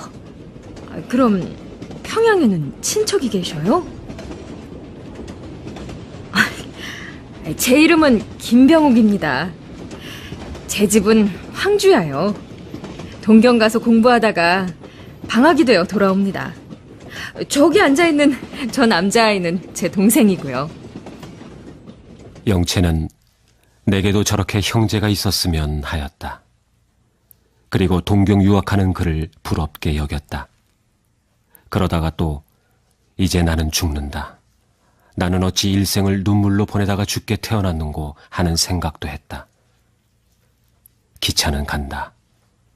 시간도 간다. 죽을 시간은 가까워온다. 영채는 나오는 줄 모르게 눈물을 흘리고 있었다. 아니, 왜 그러셔요? 무슨 일이에요? 감사합니다. 저는 죽으러 가는 몸이에요. 아니, 무슨 말씀이에요? 왜? 무슨 일이에요? 왜 죽으려고 하셔요? 울지 말고 말해보셔요. 꽃 같은 청춘에 왜 죽으려고 하셔요? 영채는 눈을 떠서 앞에 앉은 병옥을 본다. 그의 눈에도 눈물이 고였다. 영채에게는 그의 정다움이 고맙기만 하다. 병옥은 영채를 향한 불쌍한 생각이 간절하여진다. 영채의 길고 긴 신세 타령을 들었기 때문이다.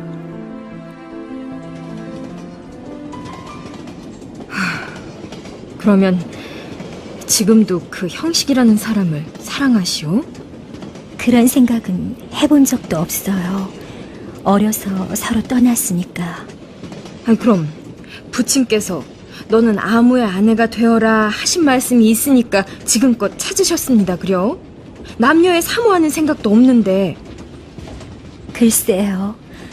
만나니까 반갑기는 반가운데 어쩐지 기다리고 바라던 그 사람은 아닌 것 같았어요. 저도 웬일인가 했어요. 그런데 왜 죽을 결심을 하셨어요? 아니, 죽고 어떻게 합니까? 난 그것이 죽을 이유라고 생각하지 않습니다. 그럼 어찌하고요? 살지요. 왜 죽어요? 영채 씨는 지금까지 꿈을 꾸고 지내셨죠. 얼굴도 잘 모르고 마음도 모르는 사람에게 어떻게 마음을 허합니까? 그것은 다만 그릇된 낡은 사상의 속박이죠. 하니까 영채 씨의 과거사는 꿈입니다. 앞에 기다리고 있는 행복을 버리고 왜 귀한 목숨을 끊어요? 울기를 그치고 웃읍시다. 자, 웃어요.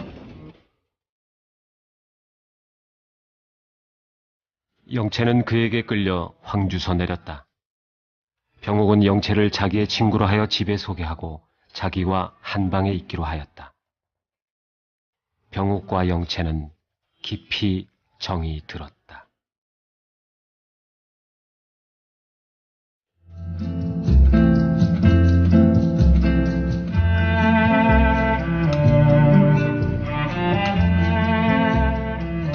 라디오 소설 무정, 원작 이광수, 극본 정진아, 8번째 시간이었습니다.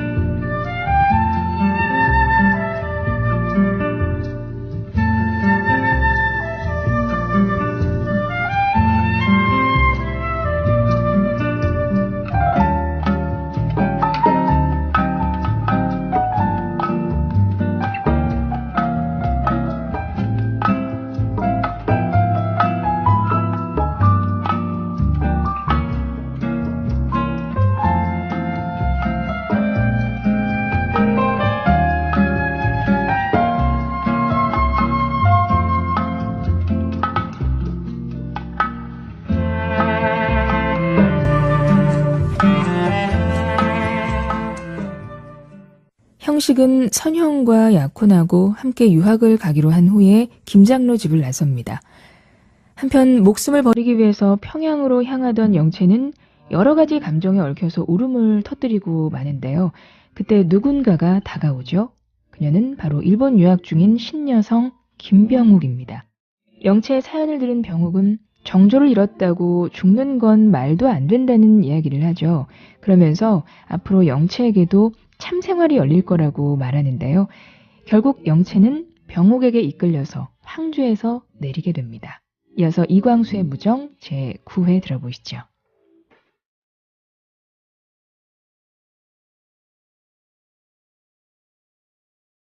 라디오 소설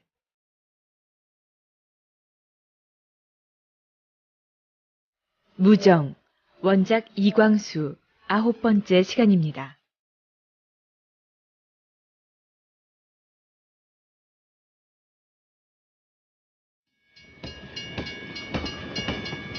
병욱은 영채를 데리고 일본 동경에 가기로 했다. 동경으로 가는 영채와 병욱을 태운 차가 남대문에 닿았다. 전차 소리, 인력고 소리, 이 모든 소리를 합한 도회의 소리와 넓은 플랫폼에 울리는 남학신 소리가 퍽 소란하게 들린다. 이렇게 북적북적하는 속에 영채는 누가 자기를 알아볼까 하여 고개를 숙이고 앉았다. 그때 누가 병욱의 어깨를 치며 말했다. 병욱언니 아니에요? 아이고, 경애구나. 얼마만이니? 지금 어딜 가오? 동경으로 가는 길이야. 왜 벌써 가요? 방학도 남았는데. 어서 내립시다. 우리 집으로 갑시다. 아니, 동행이 있어서. 그런데 누구 작별 나왔어? 언니 모르셔요? 선영이가 오늘 미국으로 떠난다오. 저기 탔는데 이번에 약혼해서 두 사람이 미국에 공부하러 간다오. 병욱은 선영이가 탔다는 차 앞까지 갔으나 너무 사람이 많아 곁에 갈 수가 없었다. 병욱은 이따가 선영을 찾아볼 생각으로 기차에 올랐다. 옆에 있는 영채는 여전히 고개를 숙이고 앉았다. 병욱은 동창들의 소식을 통해서 선영의 약혼자가 형식인 것을 짐작했다. 그러나 영채에게는 아무 말도 안 했다. 이형식 선생! 잘 다녀오! 이형식군! 만세! 영채는 형식이란 소리에 문득 가슴이 덜컹함을 깨달았다. 지금까지 아무쪼록 형식을 잊어버리려 하였으나 같은 기차에 형식이 탄 것을 생각하며 알 수 없는 눈물이 떨어진다. 영채, 울지 마. 울기는 왜 울어? 나도 모르겠어요. 용산을 지난 뒤에 병욱은 선영을 찾아갔다. 이게 웬일이요? 학교 졸업 후 우리 본지 한참이죠? 맞아요. 난 동경으로 가는 길이죠. 그런데 선영 씨는 미국으로 간다고요? 네. 남대문에서 우연히 경애를 만나서 이 차에 타신 걸 알았네요.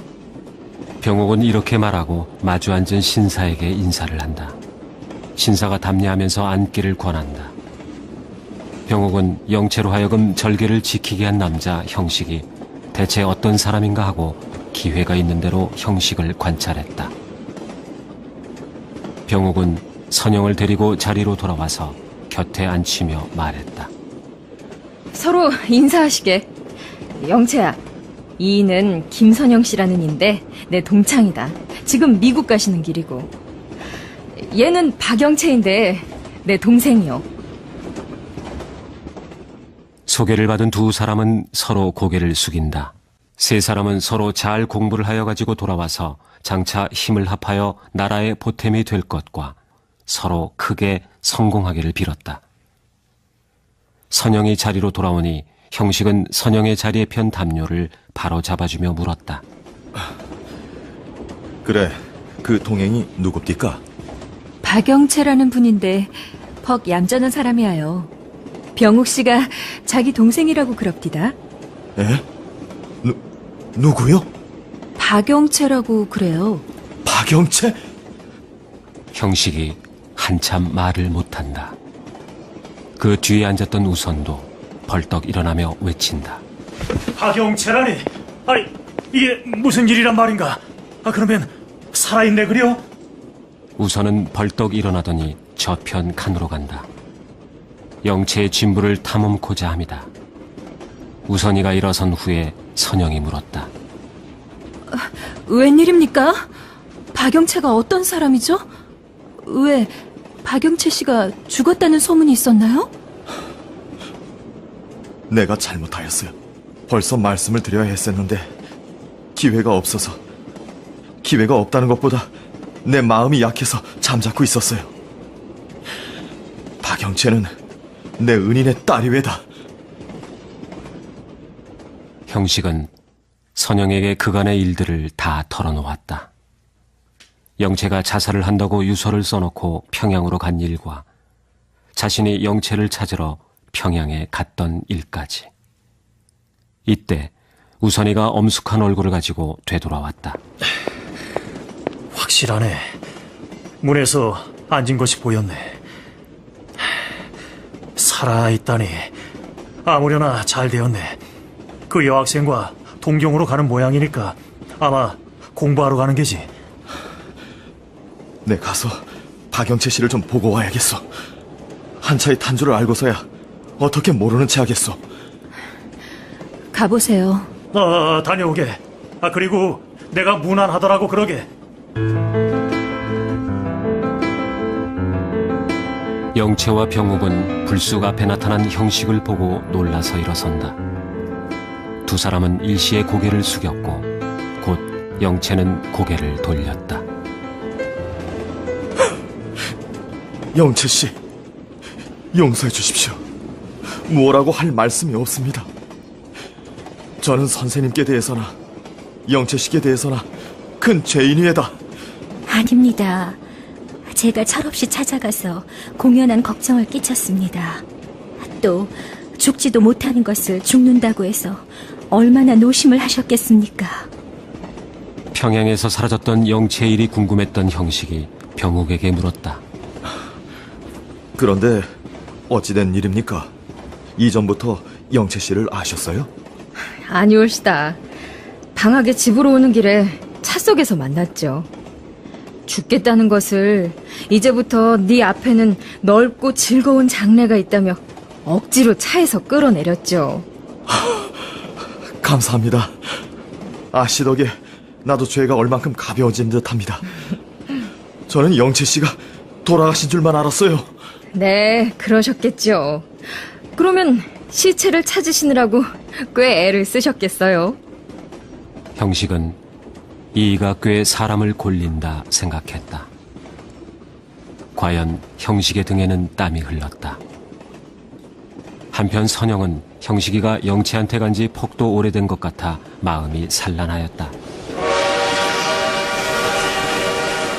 커다란 눈을 부릅뜬 시커먼 기관차는 캄캄한 밤과 내리쏟는 비를 뚫고 별로 태우고 내리는 사람도 없이 산구비를 돌고 굴을 통하여 여러 가지 꿈을 꾸는 여러 사람을 싣고 남으로 향하였다.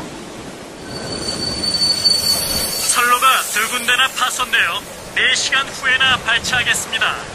저 물보게! 저 물 좀 봐! 큰 비가 와 물이 넘쳐난 모양이다. 기차가 정차한 정거장도 무슨 큰일이나 난 듯이 공연히 수선수선한다.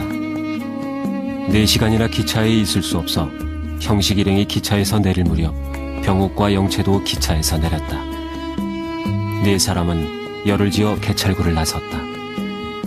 대합실에서 여관 하인에게 짐을 맡기고 4사람은 그 하인의 뒤를 따라가다가 정거장 모퉁이에 서서 붉은 흙물이 굽실굽실하는 낙동강을 본다.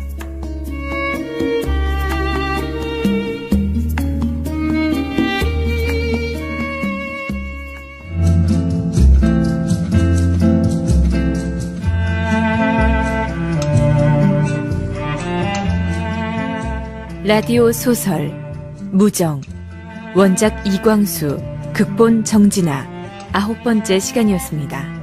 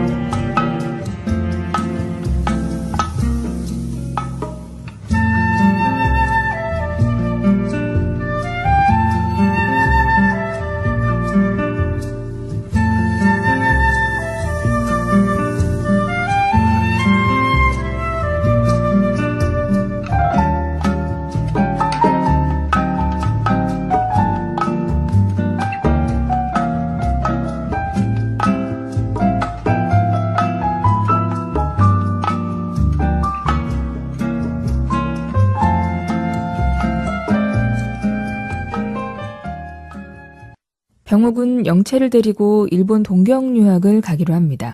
병욱과 영채는 잠시 남대문역에 정차하게 되는데요. 이때 병욱은 동창 경혜를 만나서 형식과 선영이 약혼해서 함께 미국 유학에 간다는 이야기를 듣게 됩니다. 영채 역시 이형식을 배웅하는 사람들의 소리를 듣게 되고요. 형식이 같은 기차에 탔다는 사실을 알게 되죠. 병욱은 동창인 선영을 만나러 가서 형식을 눈여겨봅니다. 병욱은 동행이 있다며 선영을 자신이 탄 칸으로 데려와서 영채를 소개하는데요. 그럼 이광수의 무정 제10회를 함께 들어보시죠.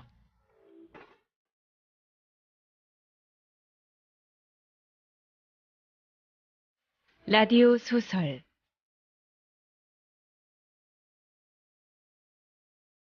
무정, 원작 이광수, 마지막 시간입니다.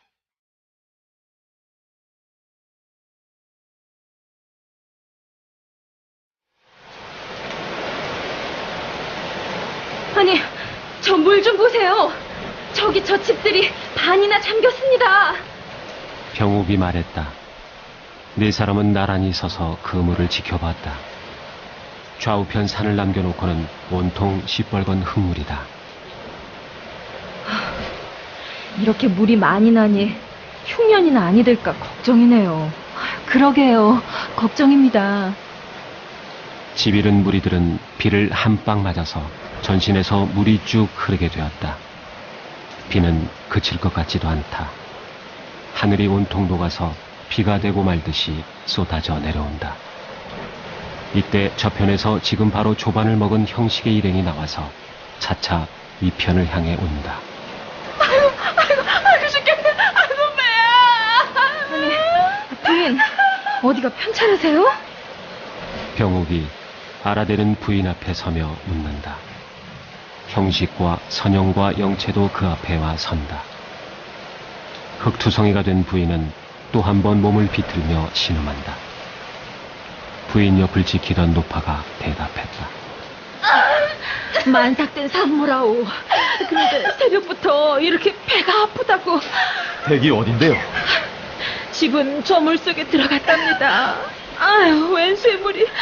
아유, 사람 좀 살려주시구려.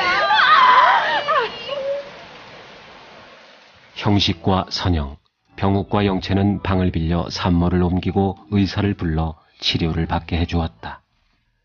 병욱은 경찰서에 들어가 서장에게 면회하기를 청하였다.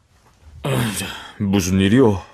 수재를 당한 사람 중에는 아픈 이도 있고 산모도 있고 젖먹이를 둔 부인도 있는데 조반을 못 먹고 비를 맞고 있습니다. 제가 자선음악회를 열어 모은 돈으로 불쌍한 사람들에게 따뜻한 국밥이라도 먹일 수 있도록 허가와 원조를 해주세요. 아, 음악 할 줄 아는 이가 있나요? 잘하지는 못하지만 전 음악학교에 다닙니다. 또 동행하는 여자가 둘 있는데 여학교에서 배운 창가마디나 하고요. 아야, 감사하외다. 허가야 물론이죠. 서장은 일변 정거장에 나가서 역장과 교섭하여 대합실을 회장으로 쓰기로 하고 순사를 보내 각 여관과 시가에 이 뜻을 말하게 했다. 중간에서 4-5시간이나 기다리기에 답답증이 났던 승객들은 일제히 대합실로 모여들었다.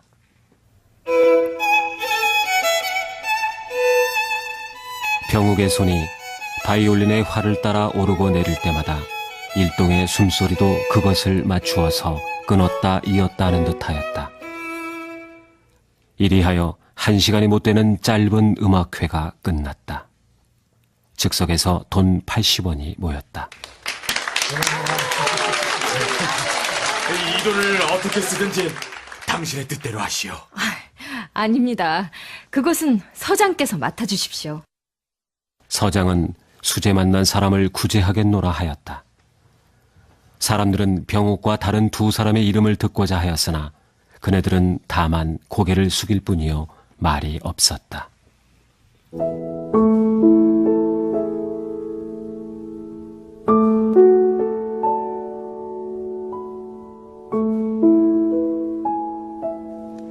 형식은 여관에 돌아와 앉아서 혼자 부르짖었다. 과학! 조선 사람에게 무엇보다 먼저 과학을 주어야겠어요. 지식을 주어야겠어요. 여러분은 오늘 그 광경을 어떻게 생각하십니까? 불쌍하게 생각했죠. 그렇지요. 불쌍하지요. 그러면 그 원인이 어디 있을까요? 물론 문명이 없는 데 있겠죠. 생활하여 갈 힘이 없는 데 있겠죠. 그럼 어떻게 해야 우리들을 구제할까요? 어떻게요? 교육으로, 실행으로. 옳습니다. 교육으로, 실행으로 저들을 가르쳐야죠. 인도해야죠. 그러나 그것은 누가 하나요? 세 사람은 몸에 소름이 끼친다. 아직도 경험해보지 못한 듯한 말할 수 없는 정신의 감동을 깨닫는다. 그것을 누가 하나요? 우리가 하죠. 옳습니다. 우리가 멀리 공부하러 가는 뜻이 여기에 있습니다. 이 자리에서 우리가 장래 나갈 길이나 서로 말합시다. 들어와도 되겠습니까? 문 밖에서 우선의 목소리가 들린다. 형식은 벌떡 일어나 문을 열고 우선의 손을 잡으면서 말했다. 어떻게 지금 오나? 신문사에서 삼랑진 근방에 홍수를 취재하고 오라고 전보를 했네 그래요. 그런데 우리가 여기 있는 줄은 어떻게 알았나? 정거장에 와서 다 들었네. 감동받았습니다, 병욱 씨. 지금 정거장에선 칭찬이 비오듯합니다. 자선음악회 얘기를 신문에 내도 좋겠죠? 아유, 그걸 내서 무엇합니까? 저 같은 뺀질거리는 놈도 말만 듣고도 눈물이 흘렀는걸요.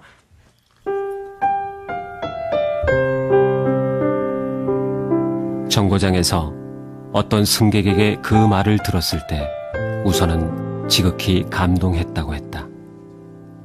원래 놀기 좋아하는 우선이 그처럼 눈물이 흐르도록 감동되기는 영채가 죽으러 간 때와 이번뿐이었다. 사실 우선은 정거장에서부터 병욱 일파를 만나면 기어이 하려던 말이 있었다. 그래서 자기의 말할 기회를 얻으려 한다. 지금 하시던 말씀은 무엇입니까? 장차 무엇으로 조선 사람을 구제할까 하고 제 목적을 말하려던 중일세. 자, 나는 교육자가 될랍니다. 그리고 전문적으로는 생물학을 연구할랍니다. 병욱 씨는 물론 음악이시겠죠? 네, 전 음악입니다. 저도 음악입니다. 선영 씨는 무엇이요? 물론 교육이겠지? 전 수학을 배울랍니다. 자네 잘일세. 난 지금까지 인생을 장난으로 보아왔네. 난 형식이 자네가 너무 진지한 것을 속이 좁다고 비웃어왔지만 내가 잘못 생각했던 것일세. 나도 오늘 이 땅 사람이 되었네. 힘껏 정성껏 붓대를 움직여서 조금이라도 사회에 공헌함이 있으려 하네. 기쁜 말일세. 그처럼 새결심한 것이 무한히 기쁘이. 영채 씨, 이전 버릇없던 것은 다 용서하십시오. 저도 이제부터 새 사람이 될랍니다. 부디 공부 잘하셔서 큰일 하십시오.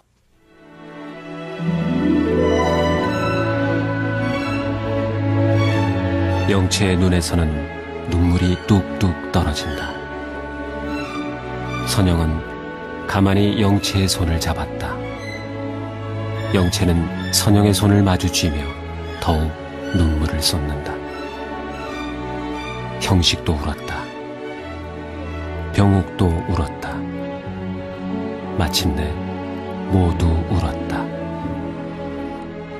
비갠 뒤 맑은 바람이 창밖에 수양버들가지를 스쳐 방 안에 불어들어와 5 사람의 뜨거운 얼굴을 식힌다. 잠잠하다.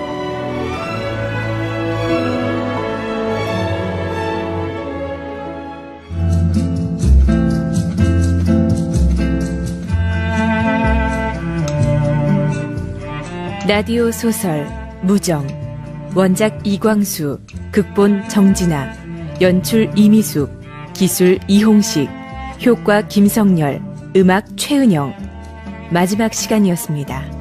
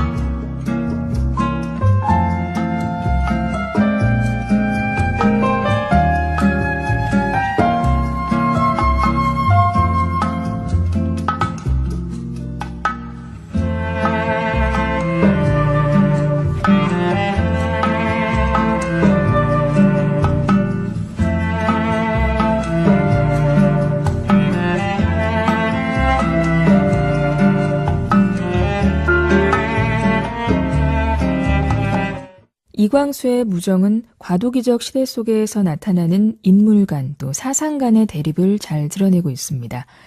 소설 속 인물들을 통해서 우리는 급격하게 밀려들어오는 외부의 문물과 새로운 기회의 확장으로 의식 전환이 활발하게 이루어지던 당시 상황도 엿볼 수 있는데요.